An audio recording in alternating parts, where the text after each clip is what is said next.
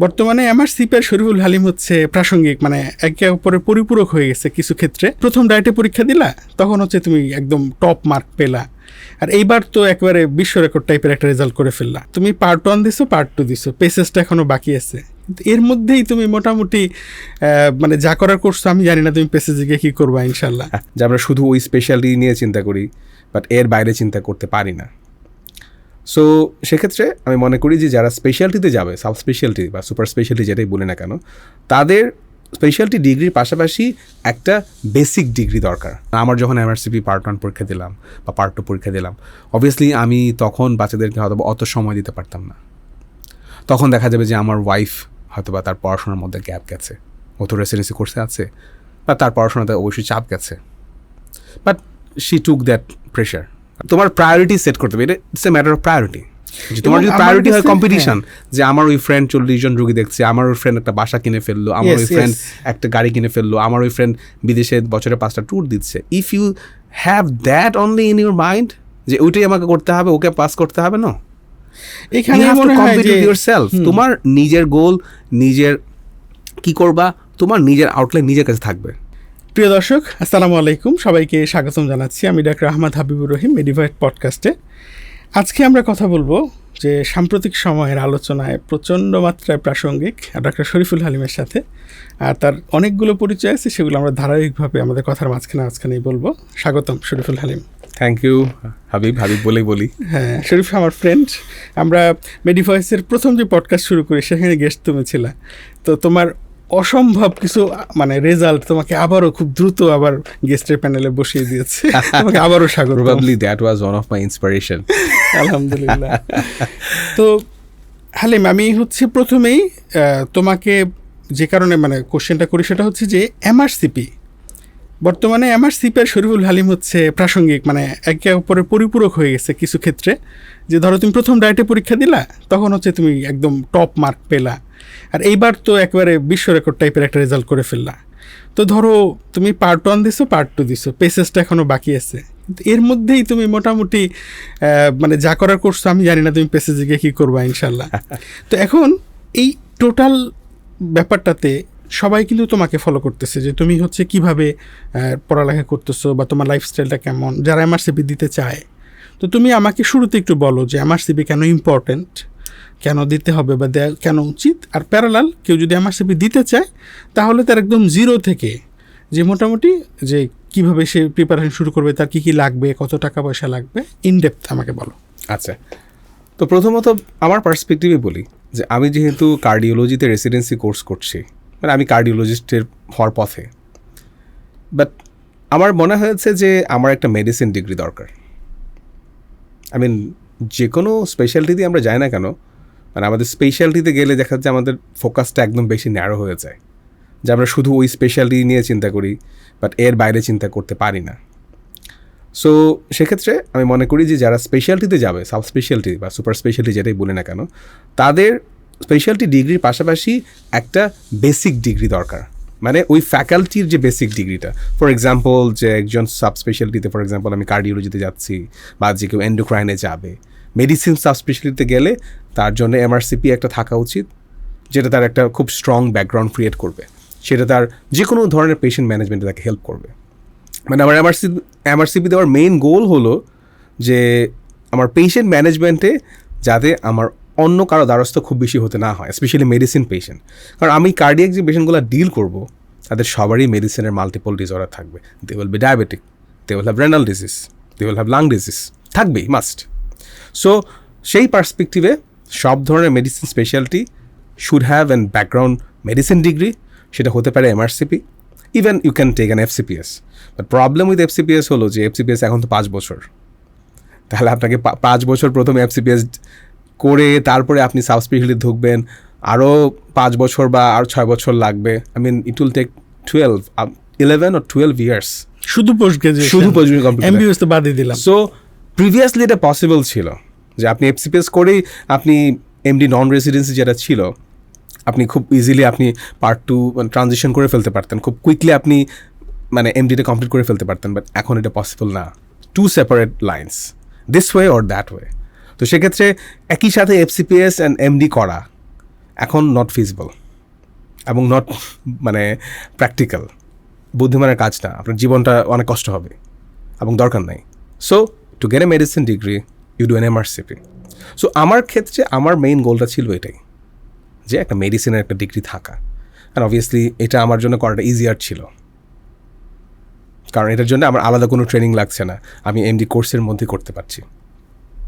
International একটা এক্সপোজারের এবং এটা আমার কনফিডেন্সও দিবে যে না, আমি যে ডিগ্রিটা নিচ্ছি এটা internationally accepted, and I will become confident যে আমি জানি এবং পারবো, মানে পেশেন্টকে আমি সেফ কেয়ার দিতে পারবো, একটা প্রপার ডায়াগনোসিস অথবা অ্যাকর্ডিং টু গাইডলাইন আমি ট্রিটমেন্ট দিতে পারবো, মন করে না কোনো কিছু। আচ্ছা, আমি প্রসিডিউর আগে আরেকটু কথা শুনে নেই। সেটা হচ্ছে তুমি তো ইউএসএমএলও দিয়েছিলে এবং ইউএসএমএল তুমি কোয়ালিফাইড হয়েছো, কিন্তু পরবর্তীতে তুমি আর আগাও নাই। তো এখন এমআরসিপি কি তোমার জন্য এটা একটা এক্সিট প্ল্যান কিনা? আমি বললাম আমার আসলে মেইন এক্সিট প্ল্যান না আসলে। আমি যখন কার্ডিওলজি ট্রেনিং করলাম, ট্রেনিং করার সময় আমার স্যার, আমি যে স্যারের আন্ডারে আছি আব্দুল মোমেন স্যার, উনি আমাকে বললেন যে তোমার তো একটা মেডিসিনের ডিগ্রি দরকার। আবার তখন বললেন যে তাহলে তুমি এফসিপিএস কীভাবে করবে, এখন তো তোমার জন্য সেটা করা ডিফিকাল্ট। মানে স্যার মাঝে মাঝে এটা বলতেন যে তোমার একটা মেডিসিনের ডিগ্রি দরকার ছিল, কারণ স্যার মনে করতেন যে আমার মেডিসিনের নলেজ যথেষ্ট ভালো আছে, বাট যেহেতু ডিগ্রি নাই সেহেতু আমি তো লিখতে পারবো না যে মেডিসিন স্পেশালিস্ট। সো এই কথাটা লেখাটাও কিন্তু অনেক ভ্যালুয়েবল, নিজেকে পরিচয় দেওয়া যে মেডিসিন এবং হৃদরোগ বিশেষজ্ঞ। সো তখনই মনে হয়েছে যে না, আমার একটা এমআরসিপি ডিগ্রি দরকার, এবং এটা করতে আমার জন্য মনে হয়েছে যে আমার খুব বেশি কষ্ট হবে না। যেন আমি এমআরসিপি প্রিপারেশন শুরু করি জানুয়ারিতে, part 1 mainly focus preparation. Then I took the exam in April exam দেওয়ার পর ভাবি যে পার্ট 2 কি দিব কিনা এখন। পরে ভাবি যে দিয়ে দিই, পার্ট 1 তো দিলাম, পার্ট 2 যদি এখন না দিই দেখা যাবে যা পড়া ছিল সেগুলো ভুলে যাব। তাহলে এক টানে দিয়ে দিই, যা হওয়ার হবে। Then I took part 2 in September, মানে পরপর ডায়েট যেটা, তারপর শেষ, done. Now I can focus more on my cardiology study. Excellent, that's it. মানে আলেকজান্ডার, ওনার পুরো নামটা ভুলে গেলাম, জুলিয়াস সিজার একটা ডায়লগ ছিল যে ভিডি ভিসি, এলাম দেখলাম জয় করলাম। অসাধারণ। আচ্ছা, এবার আমাকে প্রসিডিউরটা বলো যে কিভাবে শুরু করলাম, রেজিস্ট্রেশন কী ছিল। বাংলাদেশ থেকে কিন্তু আসলে এই ব্যাপারগুলো একটু কঠিন, যে শুরু করতে চায় তার জন্য জিনিসটা খুব ক্লামজি লাগে। Starting is always the most difficult part. If you can cross that part, মানে মনটাকে শান্ত করে আমি যদি ইনিশিয়াল পার্টটা ক্রস করতে পারি, স্পেশালি রেজিস্ট্রেশনটা যদি ক্রস করতে পারি, দ্যাটস ইট। সো আমি যেটা করলাম যে আমি প্রথমে কী করলাম, প্রথমে হলো এমআরসিপি ইউকের যে ওয়েবসাইট আছে ওখানে গেলাম। প্রথমে ওখানে একটা অ্যাকাউন্ট ক্রিয়েট করতে হয়, মাই এমআরসিপি একটা অ্যাকাউন্ট। ওই অ্যাকাউন্ট ক্রিয়েশনে মোটামুটি আপনার সবগুলো বেসিক ইনফরমেশন ওরা চাইবে, আপনি কখন গ্র্যাজুয়েট করেছেন, আপনার just basic name and something like that. But যে জিনিসটা আপনার লাগবে সেটা হলো BMDC registration number, that is call primary medical qualification, এবং সেইটা আপনার ভেরিফাই করতে হবে। বিএমডিসি অফিস থেকে কোনো একটা লেটার লাগবে না, জিনিসটা হলো বিএমডিসিটা ওরা ভেরিফাই করে না, অ্যাকচুয়ালি যেটা ভেরিফাই করে সেটা হলো আপনার ইউনিভার্সিটি সার্টিফিকেট। আপনি যে মেডিকেল কলেজ থেকে এমবিবিএস পাস করেছেন ওইটা ওরা ভেরিফাই করে, কিন্তু বিএমডিসি নাম্বারটাও লাগবে, কারণ বিএমডিসি নাম্বারটা ওদের যে আছে ওখানে মানে ইনফরমেশনটা দেওয়া লাগে। সো সাধারণত ইন্টার্নশিপের পরে আপনি এটা করবেন। আর আপনার প্রাইমারি মেডিকেল কোয়ালিফিকেশন আগে যে আমরা যেটা করেছি সেটা হলো যে এতে যেতে হয়, ব্রিটিশ কাউন্সিলে যেতে হয়, আপনার যে মেইন সার্টিফিকেটটা নিয়ে যাবেন, সাথে আপনার যে ফটোকপি নিয়ে যাবেন কয়েকটা, একটা নিলেই হয়, আপনি দুইটাও নিতে পারেন। তো উদ্দেশ্যটা হলো যে ব্রিটিশ কাউন্সিল থেকে অ্যাটাস্ট করতে হয়। তো ওখানে আপনি যাবেন, ওখানে গেলে ওরা বলে দিবে একটা ব্যাংকের অ্যাড্রেস, যে আপনি এই ব্যাংকে যান, গিয়ে এই নাম্বারে এই একটা অ্যামাউন্ট পে করেন, পেমেন্ট করলে একটা স্লিপ পাবেন, ওই স্লিপটা ওদেরকে শো করলে ওরা এটা অ্যাটাচ করে দিবে, এবং অ্যাটাচ যে কপিটা আছে এই কপিটা আপনি স্ক্যান করে বা ছবি তুলে আপনি ওদের যে মেইল অ্যাড্রেস আছে ওখানে পাঠাবেন, ওরা ভেরিফাই করবে। জাস্ট ব্রিটিশ কাউন্সিল অ্যাটাচ করেছে, এটাই ওদের ভেরিফিকেশন, এটা রয়ে যাবে। এটা হলো, এটাকে বলে পিএমকিউ ভেরিফিকেশন। তো এটা করতে হবে। আর হলো আপনি যখন রেজিস্ট্রেশন মানে পার্ট 1 জন্য রেজিস্ট্রেশন করবেন, সেটার প্রসেসটা হলো, সেটা করার জন্য first of all registration opening ডেটগুলো খেয়াল রাখতে হবে। যেমন ওয়েবসাইটে পাওয়া যায়, প্রতি বছরের রেজিস্ট্রেশন ওপেনিং ডেটগুলো আগের বছরই দিয়ে দেয়। যেমন সামনে যে 25 সালে 3টা ডায়েটে এক্সাম হবে, এবং প্রত্যেকটা ডায়েটে কখন পরীক্ষা হবে এবং কখন রেজিস্ট্রেশন ওপেন হবে দুইটাই কিন্তু দেওয়া আছে। তো রেজিস্ট্রেশন করার ব্যাকগ্রাউন্ড হলো যে আপনার মাই এমআরসিপি অ্যাকাউন্টটা আপডেট থাকতে হবে, আপনি সেখান থেকে অ্যাপ্লাই করতে পারবেন। যখন অ্যাপ্লাই করবেন, অ্যাপ্লাই করার আগে ক্রেডিট কার্ডে আপনার অ্যামাউন্টটা নিয়ে রাখতে হবে। সাধারণত আমি যেটা করেছি, যখন রেজিস্ট্রেশন করেছি তখনই আমি ওই দিনই পেমেন্ট করে ফেলছি। মানে রেজিস্ট্রেশন সাথে সাথে পেমেন্ট করতে পারবেন, চাইলে একটু পরেও করতে পারবেন, বাট সাথে সাথে করলে ভালো, যে আপনার টেনশন থাকলো না কোনো। এবং পেমেন্টটা আমি নিজের কার্ড দিয়ে করে নিই, আমার কার্ডের লিমিট শেষ হয়ে গেছিলো, so I took the help from a senior. বাংলাদেশে কোন কার্ড অ্যাপ্রুভ করে? কার্ড বলতে যে কোনো ভিসা অথবা মাস্টার কার্ড আপনি পেমেন্ট করতে পারবেন, সেটা ক্রেডিট কার্ড হলে ভালো। এবং যেটা বাংলাদেশে $300 একটা লিমিটেশন ছিল, $300 লিমিটেশন, সেটা সব ক্ষেত্রে না, সেটা এখন $300 লিমিটেশন ছিল, যে $300 কম ট্রানজ্যাকশন করতে গেলে ব্যাংকে জানাতে হতো না, এর উপরে গেলে আপনাকে ব্যাংকে জানাতে হতো। এখন সেই লিমিট আর কমে গেছে। So whatever transaction you do, you have to inform the bank. তো আপনি ব্যাংকে আপনার যে পেমেন্ট করবেন, যে পেমেন্ট যে একটা পেজ আছে, সেটা আপনি স্ক্রিনশট নেবেন, যে আমি এখানে একটা পেমেন্ট করব, এরকম একটা $1 পেমেন্ট করতে হবে, বা এরকম একটা £1 পেমেন্ট করতে হবে। সো এই পাউন্ডের ছবিটা সহ আপনি ওদেরকে মেল করবেন, তারপরে ওরা হলো পেমেন্ট গেটওয়েটা ওপেন করবে। তখন আপনি এটা আপনি পেমেন্ট গেটওয়ে যখন ওপেন হয়, আপনি জানতে পারবেন, ওরা আপনাকে বলে দেবে। আচ্ছা, বা আপনি নিজে বলে দেবেন যে আমাকে পেমেন্ট গেটওয়েটা এই সময় থেকে এই সময় ওপেন করে দেবেন, দেন দ্য ওপেন ইট। ওরা আপনাকে মেল করে বলবে যে গেটওয়ে ওপেন। অথবা আপনি যদি কল দেন তখন, মানে বিভিন্ন ব্যাংকে বিভিন্ন প্রসেস। যখন গেটওয়ে ওপেন হবে, then you do the transaction, তারপরে আপনি হলো মেসেজ পাবেন পেমেন্ট হয়ে গেছে। এবং আপনাকে মেইল পাওয়া টাইম, মানে পরে পরীক্ষার প্রিপারেশনের জন্য কতদিন টাইম পাওয়া যায়? না, অ্যাকচুয়ালি মানে রেজিস্ট্রেশন ডেট আর হলো এক্সাম ডেটের মধ্যে খুব বেশি ডিফারেন্স, খুব বেশি দিন থাকে না। যেমন আমি যখন পার্ট 2 রেজিস্ট্রেশন করলাম, রেজিস্ট্রেশনটা ছিল জুলাইতে আর পরীক্ষা ছিল সেপ্টেম্বরে। সো আপনার প্রিপারেশন আরও আগে থেকেই নিতে হবে, প্রিপেয়ার থাকতে হবে, এবং চেষ্টা করতে হবে প্রথম দিন রেজিস্ট্রেশন করার জন্য আর্লি আওয়ার্সে, যাতে সিট পেতে সুবিধা। সাধারণত সিট পেতে অসুবিধা হয় না। যে আমি 2বারই পরীক্ষা দিলাম, প্রথমবার তো দেখা যাচ্ছে যে রেজিস্ট্রেশন ওপেন ছিল কত, প্রবাবলি 6 তারিখ বা এরকম, আমি রেজিস্ট্রেশন করেছি 8 তারিখ, আমি পেয়েছি সিট। আপনি পাবেন কিনা জানি না, পেসিসের ক্ষেত্রে মনে হয় একটু পেসিসের ক্ষেত্রে সিট নেওয়া বেশি ঝামেলা হয়। আচ্ছা, সেক্ষেত্রে এখন আমাকে স্টেপগুলো বলো এমআরসিপির, প্লাস হচ্ছে খরচটা কত? তো এমআরসিপি তো স্টেপ 3টা, পার্ট 1, পার্ট 2 আর পেসিস।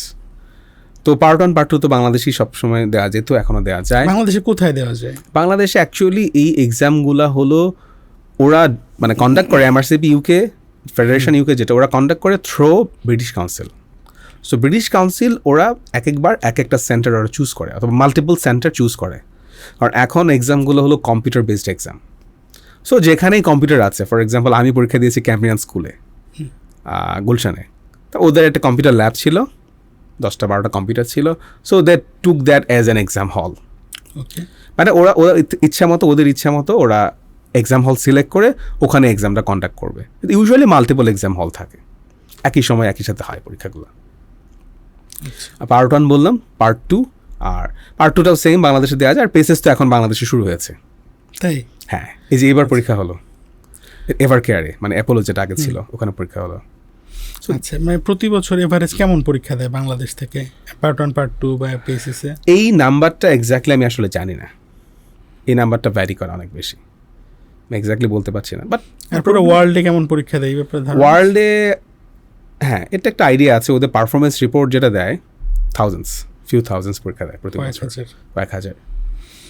অসাধারণ ব্যাপার। আর খরচ শুধু 2টা পার্টি, সাধারণত আমি যখন দিয়েছিলাম আমার সময় 92,000 মানে লেগেছিল। ডলারের মানে পাউন্ডে, মানে টাকায় হলো 92,000, পাউন্ডে কত পাউন্ড ছিল?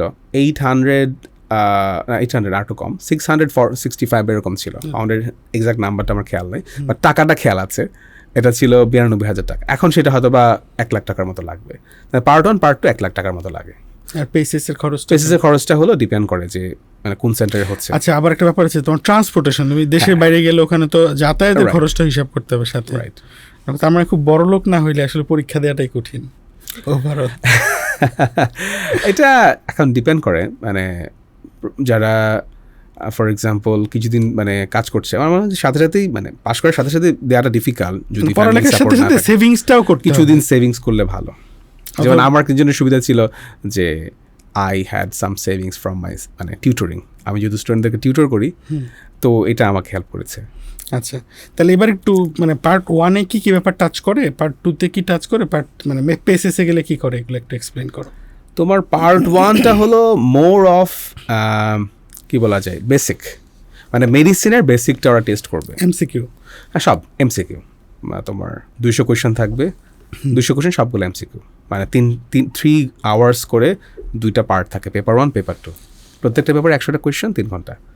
বাট ওগুলো হলো বেসিক কোয়েশ্চেন, মানে মেডিসিনের যত বেসিক ইনফরমেশন আছে, বেসিক কনসেপ্ট আছে, সব ওখানে থাকবে। মানে ফিজিওলজি এটিআর সহ সব, ফিজিওলজি থাকবে, কিছু অ্যানাটমি থাকবে, বাট মেইন ফোকাস তো মেডিসিনে। বায়োস্টেট থাকবে, ঠিক আছে, এপিডেমিওলজি, বায়োস্টেট এগুলো থাকে, সব কিছুই আছে তো, বাট মেইন ফোকাস হলো মেডিসিন ফোকাস, মেডিসিনের কোয়েশ্চেন সবচেয়ে বেশি। তবে ওই কোয়েশ্চেনগুলো হলো the kind of level 1 level 2 question, মানে খুব বেশি অ্যাডভান্স কোয়েশ্চেন করবে না, more of direct question. But যেটা পার্ট 2 সেখানে একটু অ্যাডভান্স লেভেলে কোয়েশ্চেন করে, মোর অফ মানে not only internal medicine, beyond internal medicine, যে সাব স্পেশালিটি নলেজও সেখানে লাগে, বা সুপার স্পেশালিটি লেভেলে আমরা যে ধরনের থিঙ্কিং করি সেই থিঙ্কিংগুলো ওরা নিয়ে আসে এখানে।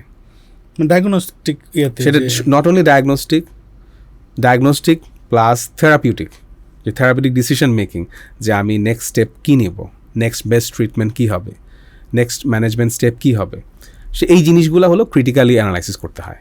So part 2 is more critical, more advance, স্টেমগুলো একটু বড় থাকে, পার্ট 1 স্টেমগুলো একটু ছোটো থাকে, বাট টাইম কিন্তু সেম। আচ্ছা, সো পার্ট 1-এ কিন্তু টাইম নিয়ে অত বেশি অসুবিধা হয় না, কিন্তু পার্ট 2-তে কিন্তু একটু টানাটানি পড়ে যায়, স্পেশালি পেপার 2-তে গিয়ে, মানে কারণ হলো already you are done with 3 hours paper 1, তারপরে তুমি এক্সস্টেড, তারপরে পেপার 2 এর সময়ও বড় বড় কোয়েশ্চেন আসতেছে, then after few questions you feel like মানে তাড়াতাড়ি শেষ করতে হবে, সময় শেষ হয়ে যাচ্ছে। সো মানে পেপার মানে পার্ট 2 যেটা, সেখানে টাইম ডিস্ট্রিবিউশন বা time management more important, difficult. আর পেসেসে গেলে জিনিসটা কীরকম হয়? পেসেসে গেলে ইটস মোর অফ অস্কি, মানে স্টেশন থাকে মাল্টিপল, প্রত্যেকটা স্টেশনে তোমার ডিফারেন্ট টাইপস অফ স্টেশন থাকে। আমি নিজে পেসেস দিই না এখনো, স্টেশন ওয়াইজ হলো মার্কস, ওরা খুব অর্গানাইজ স্ট্রাকচার ওয়েতে মার্কস দেয়। আচ্ছা, মানে আমাদের যেমন পরীক্ষায় ভাইবা থাকে, ওদের এরকম টাইপের কিছু নাই? ভাইবা বলতে মিনি ভাইবা বলতে পারো, মানে কিছু স্টেশন থাকে যেখানে তোমাকে এক্সামিনার জিজ্ঞেস করতে পারে যে তোমার what you think is diagnosis, কেন চিন্তা করলা, ডিডি কী হতে পারে, বেস্ট স্টেপ কী করবা, এই ধরনের খুব অল্প কোয়েশ্চেনের মধ্যে থাকে। আর অস্কির মধ্যে তো তোমার যে patient clinical examination, assessment, clinical examination থাকবে, পেশেন্ট কাউন্সেলিং থাকবে, ব্যাড নিউজ থাকবে, সো মাল্টিপল টাইপস, মানে টিপিক্যাল ক্লিনিক্যাল সিনারিও যেটা আছে, সব ধরনের সিনারিও এখন তোমাকে ডিল করতে হবে, জাস্ট প্রাইভেট প্র্যাকটিসের মতো। এমআরসিপি ইউকের যে ওয়েবসাইটটা, ওখানে তো মনে হয় এইগুলোর সব টেমপ্লেট দেওয়া আছে। আর কেউ যদি চায় যে শেষ থেকে শুরু করতে, তাহলে সে যদি ওয়েবসাইটে ঢুকে পরীক্ষাগুলো, মডেল টেস্টগুলো দেওয়া শুরু করে, তাহলে সে অনেকটুকু ধারণা পেয়ে যাবে। হ্যাঁ, অবশ্যই, মানে এমআরসি পার্ট 1 এবং পার্ট 2 দুটোরই কিন্তু মডেল এক্সাম তোমার আছে। যেমন আমি পার্ট 1-এর প্রিপারেশন নেওয়ার আগেই আমি কিন্তু ওদের মডেল টেস্ট দিয়েছি, এটা কিন্তু আছে, ওয়েবসাইটে আছে, just free questions, free MRCP question. ওটাতে কেমন পাইছিলা পরীক্ষা দেওয়ার আগে, মানে প্রিপারেশন এটা ভালোই পেয়েছিলাম, লাইক ওইটাতে কত 158 বা 160 মতো, মানে 200 আউট অফ 200। আচ্ছা, সো আই থট যে I had a good level, ঠিক আছে। Then I had to like মানে ট্রিম অ্যান্ড কাট, মানে মডিফাই করা, শাইনিং। আচ্ছা, যারা হচ্ছে ধরো পেডিয়াট্রিক্স অথবা হচ্ছে সার্জারি, যেটা সরি আমি ইন্টারাপ্ট করি, পার্ট 2-র জন্য যে মডেল টেস্ট সেটাও কিন্তু আছে, সেটা আবার দিয়েছি আমি পরীক্ষার আগে। আচ্ছা, সেটা ভালো পেয়েছি, বাট সেটা দিয়েছি পরীক্ষার আগে। So you can take before starting the study, just baseline লেভেলটা দেখার জন্য যে how much do you have, মানে কতটুকু স্টাডি করতে হবে সেটা আইডিয়া পাওয়ার জন্য, অথবা বিফোর এক্সাম, পড়াশোনা শেষ, এখন আমি একদম একটা পারফেক্ট মক দিতে চাই, and that perfect mock would be the mock from the RCP আছে ওখানে। তুমি কন্টিনিউ করো। আচ্ছা, না বলছো এখন যে পেডিয়াট্রিক্স, সার্জারি, গাইনি, ওরাও যদি এমআরসিপি দিতে হয়, সেটা হয় এমআরসিপি সিএইচ, এমআরসিএস, এমআরসিওজি, আমি মনে করি দেওয়া উচিত। সেম না, মানে ফরম্যাটটা একটু ডিফারেন্ট, প্রত্যেকটা ফরম্যাট আলাদা, নিজস্ব আলাদা, তবে নিজে একটু পড়ালেখা করে নিতে হয়। যেমন MRCS A part 1 part 2, that's it. আচ্ছা, ওখানে আবার পেসেস, ওখানে পেসেসটাই হলো পার্ট 2 কাইন্ড অফ। আচ্ছা, তাহলে এই ব্যাপারগুলো তো একটা ব্যাপার গেল। আর খরচের ব্যাপারটা আমাদের হইলো। তো বাংলাদেশ থেকে করতে গিয়ে তুমি কোনো চ্যালেঞ্জ ফেস করছো কিনা রেজিস্ট্রেশনের ক্ষেত্রে, অথবা এই ডলার এই ইস্যুগুলোতে? সো ডলার ইস্যু নিয়ে একটা অ্যাংজাইটি কাজ করবে, সেক্ষেত্রে আমি বলবো যে ব্র্যাক ব্যাংক বা যেমন আমি যে কার্ড দিয়ে করেছি ব্র্যাক ব্যাংকের কার্ড দিয়ে করেছি, so you can just open up a BRAC bank account, সেখানে একটা তুমি ক্রেডিট কার্ড নিয়ে নাও, ক্রেডিট কার্ডের লিমিট রাখো যে 1 লাখের উপরে লিমিট রাখো, মানে স্পেশালি ডলার ট্রানজেকশনের ক্ষেত্রে, অ্যান্ড ইউর ডান। আচ্ছা, এখন ধরো কেউ প্ল্যান করলো যে সে মোটামুটি ধরো পড়ালেখা করা লোক, কিন্তু একেবারে সে এমআরসিপির জন্য পড়ে নাই বলতে গেলে, এখন সে কতদিন আগে প্ল্যান করবে যে আমি এমআরসিপি দিব, তাহলে ওই সময়টাতে সে প্রিপারেশন নিবে হয়তো 6 মাস বা এরকম, তারপরে সে পরীক্ষার জন্য রেজিস্ট্রেশন করলো, তখন 2 মাস সে আবার রিভিশন দিল। এখন এটা তো এত দামি একটা পরীক্ষা, হুট করে তো আসলে রেজিস্ট্রেশন করাটা উচিত হবে না, তো এই টাইম ফ্রেমটা কেমন নেওয়া উচিত? সো আসলে এটা খুবই ডিফিকাল্ট কোয়েশ্চেন, কারণ হলো মানে এটা ডিপেন্ড করবে ব্যাকগ্রাউন্ডের উপর, মানে how much background knowledge or skill you have, ঠিক আছে? সো সেক্ষেত্রে ফর এক্সাম্পল আমরা যদি একটা মডেল সিচুয়েশন চিন্তা করি যে সাপোজ কেউ একজন এমবিবিএস পাস করে ইন্টার্নশিপ কমপ্লিট করে ফেলেছে। সো ইন্টার্নশিপ কমপ্লিট করার পরই সাধারণত আমরা এইসব এক্সাম নিয়ে চিন্তা করি। তো তখন ইন্টার্নশিপ শেষ করার পর থেকে তার জাস্ট প্রথমে মানে ডিসিশন নিতে হবে যে would you like to go for MRC Part 1 now, or FCPS, or MD, or BCS, মানে যেহেতু অনেকগুলো অপশনস খোলা আছে, MRC Part 1টা তখনই দেওয়া উচিত যখন মানে শুধুমাত্র ওই এক্সামটা দেওয়ার জন্যে অ্যাপ্রোপ্রিয়েট, মানে ফোকাস টাইম দিতে পারবেন আপনি। এরকম না যে সবগুলো একসাথে করবেন তার সাথে MRCP করবেন, নো, তাহলে ডিফিকাল্ট হবে। আপনি যখন মোটামুটি সেট, মানে এটা আমি আমার কথা বলছি, এটা আমার পার্সোনাল ফিলোসফি, যে আপনি মোটামুটি বাংলাদেশে যদি এরকম আপনার হয় ধারণা যে আমি বাংলাদেশে থাকবো না, আমি MRCP দিব, আমি অন্য কিছু করবো না, fantastic, in that case you can take 6 months, that will be enough for you. কারণ আপনি তখন অন্য কোনো কিছু করছেন না, আপনি শুধু MRCPর জন্য প্রিপারেশন নিচ্ছেন। 6 months ইজ গুড এনাফ, আপনি যদি প্রপারলি টাইমটা ইউটিলাইজ করতে পারেন, ইউ উইল পাস। বাট যদি এরকম হয় যে আপনার মাল্টিপল, ফর এক্সাম্পল আপনি অলরেডি একটা কোর্সে আছেন, সেক্ষেত্রে আপনার টাইম আরও বেশি লাগবে, কারণ আপনার তো কোর্সের অনেক টাইম দিতে হচ্ছে, বা আপনি অন্য কোনো কিছু করছেন যেখানে অনেক বেশি টাইম আপনার দিতে হচ্ছে, তখন আপনার হয়তো বা 6 মাসের জায়গায় 8 মাস লাগবে। ওকে, মানে তুমি যখন প্রিপারেশনটা শুরু হবে ফুললি ফোকাস থাকতে হবে, প্রতিদিন মানে রেগুলারলি পড়তে হবে। কত ঘন্টা?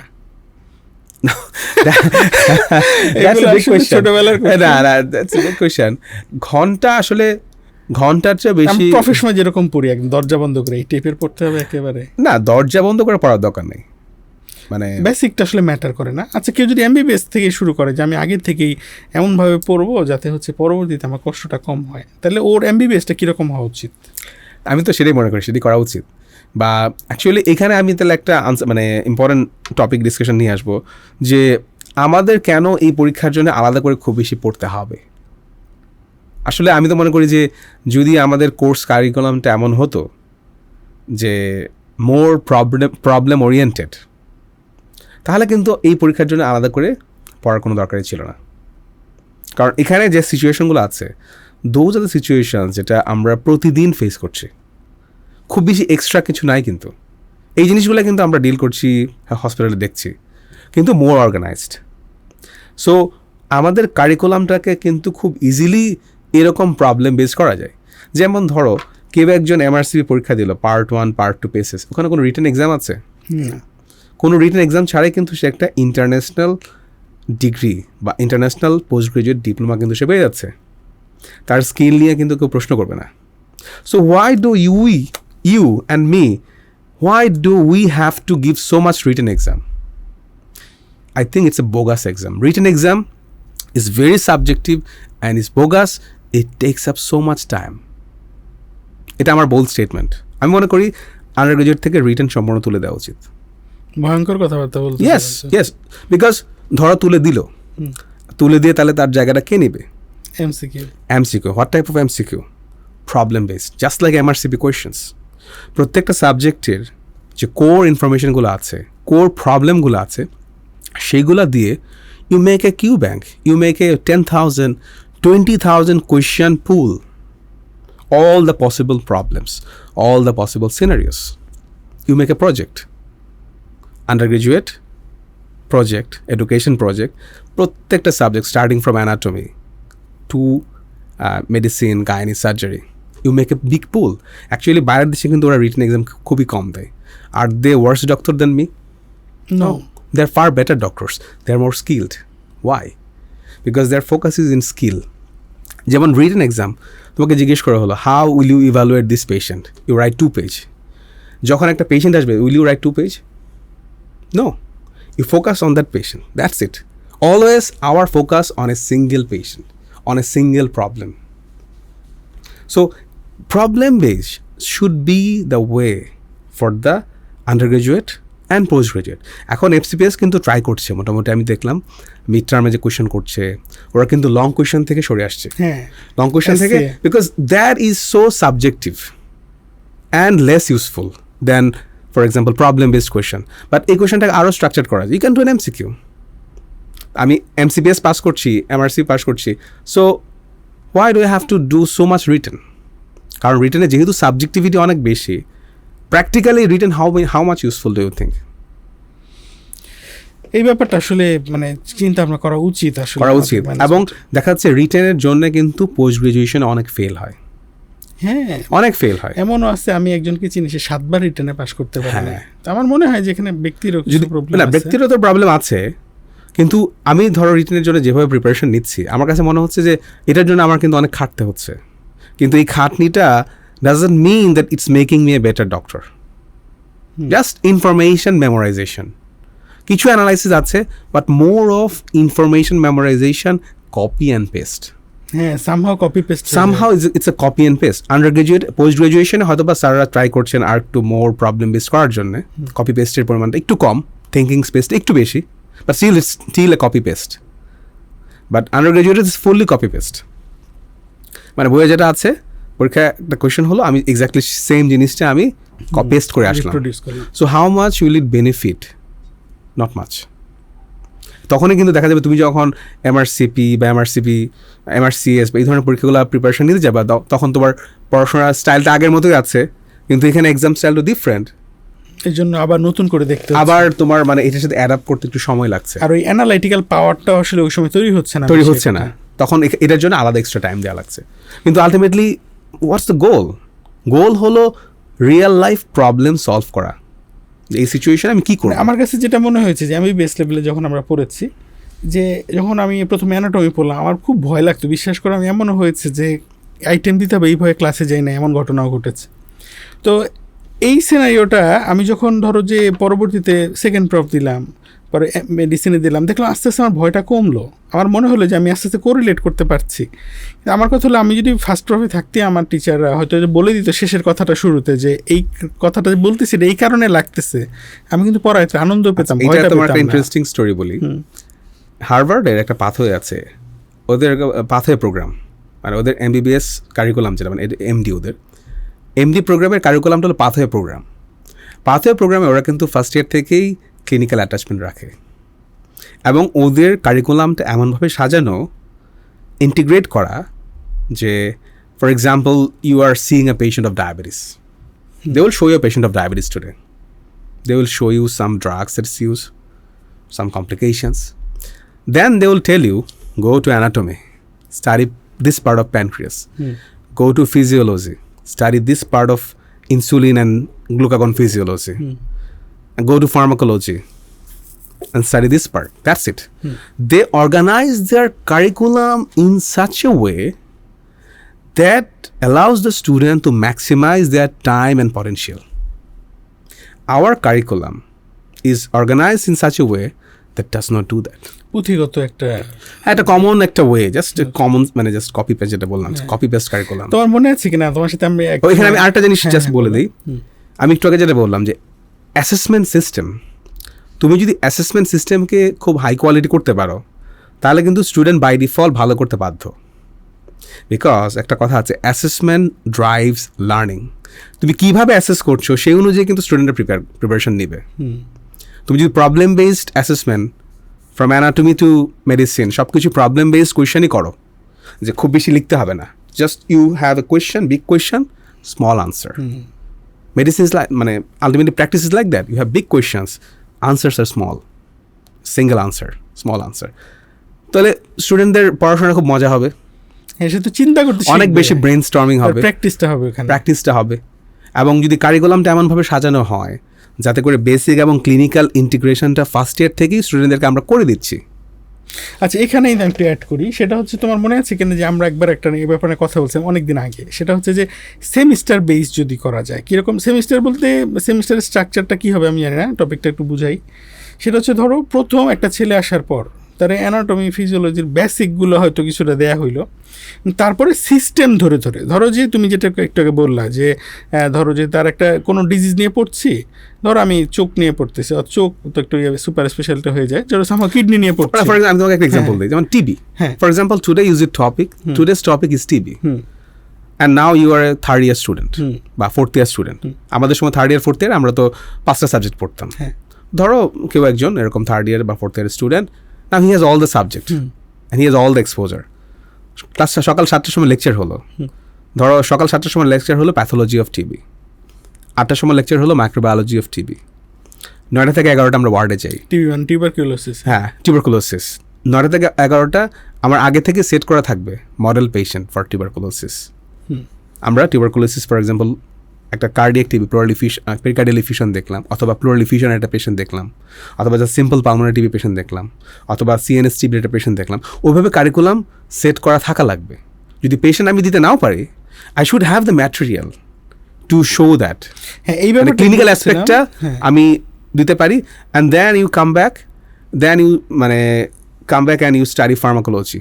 আমি তোমার হ্যাঁ এক্স্যাক্টলি তুমি যেটা বলতে চাইছিলে এটাই জিনিসটা একটু যদি সহজ করে যারা পাঠ্যক্রম তৈরি করবে তারা যদি এটা চিন্তা করতে চায়, যেমন রেনাল সিস্টেমটা, রেনাল সিস্টেমে যতগুলো ডিজিজ আছে, তো রেনাল সিস্টেমের অ্যানাটমি ফিজিওলজি, রেনাল সিস্টেমের যে পারফিউশনের যে বায়োকেমিস্ট্রি, তারপরে এর প্যাথোলজিগুলো কী কী আছে, তারপরে এখানে তোমার ফার্মাকোলজি কী আছে, হ্যাঁ এখানে মাইক্রোবায়োলজি তো আলাদা করে খুব বেশি কিছু অ্যাড হবে না, পরে এখানে মেডিসিন রিলেটেড বা সার্জারি রিলেটেড কী আছে, অ্যান্ড টোটাল যদি এমন হয় যে এই 4টা মাস একটা ছেলে শুধু কিডনি নিয়ে থাকবে, হ্যাঁ আরেকটা আবার দেখছে পরের 4টা মাস সে হচ্ছে লিভার নিয়ে আসে, মানে ওই সিস্টেমটা ওই সিস্টেমের একদম এভরিথিং মানে গোছানো। হ্যাঁ, এবং সে তাহলে কি হবে, তার কিন্তু ভিতরে জিনিসটা ঢুকে যাবে একদম, কেন কি হচ্ছে। মনে আছে তুমি আমার পড়াইছিলা হেপাটাইটিসের লিভার সিরোসিস পড়াইছিলা, হ্যাঁ আমি তখন খুব কনফিউজ ছিলাম কি হইতেছে ব্যাপারটা। হ্যাঁ, তো আমার কথা হলো যে আমি যখন জানবো যে লিভার সিরোসিসটা কেন হচ্ছে, তখন কি হবে, জিনিসটা হচ্ছে আমার জন্য পড়তে আরাম লাগবে যে না এখানে এটা হচ্ছে, তাইলে আমি এখন একটু অ্যানাটমিটা বুঝি যে কেন অ্যানাটমি স্ট্রাকচারটা হচ্ছে। এখানে আমি আরেকটা জিনিস বলি যে আমাদের বেসিক এডুকেশনের মধ্যেও ক্লিনিশিয়ানদের ইনভলভ করতে হবে, because ultimately at the end of the day what is the goal? The goal is to make you a doctor or a clinician, that's the goal. তার মানে আমরা যখন অ্যানাটমি পড়ছি, some of those classes should be given to clinical specialists practicing in that anatomy field.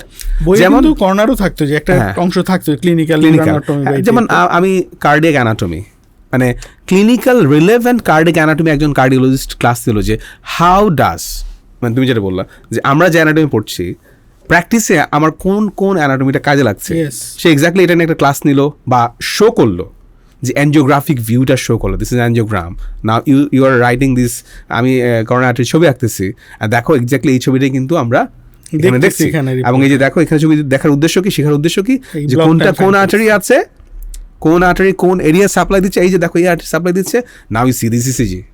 ইসিজিতে তুমি দেখো হ্যাঁ এই যে দেখো এই এরিয়ার সাথে ইসিজির ফাইন্ডিংসটা এইভাবে ম্যাচ করছে, এলইডিতে ব্লক, ওকে তাহলে V1 থেকে জাস্ট লিড V1 থেকে V4 এ দেখো এসটি এলিভেশন আছে, and then you show an echo, যে এই যে তুমি হার্টটাকে তুমি ডিরেক্টলি দেখছো, হার্টের স্পেসিমেন তোমার পাশে আছে, এটাকে কিন্তু আমরা ইকোতেও কিন্তু দেখতে পাই, ইকোতে দেখতে এরকম দেখা যায়, just to have an idea, then they will get the interest যে না whatever we are studying এটা বেনিফিশিয়াল।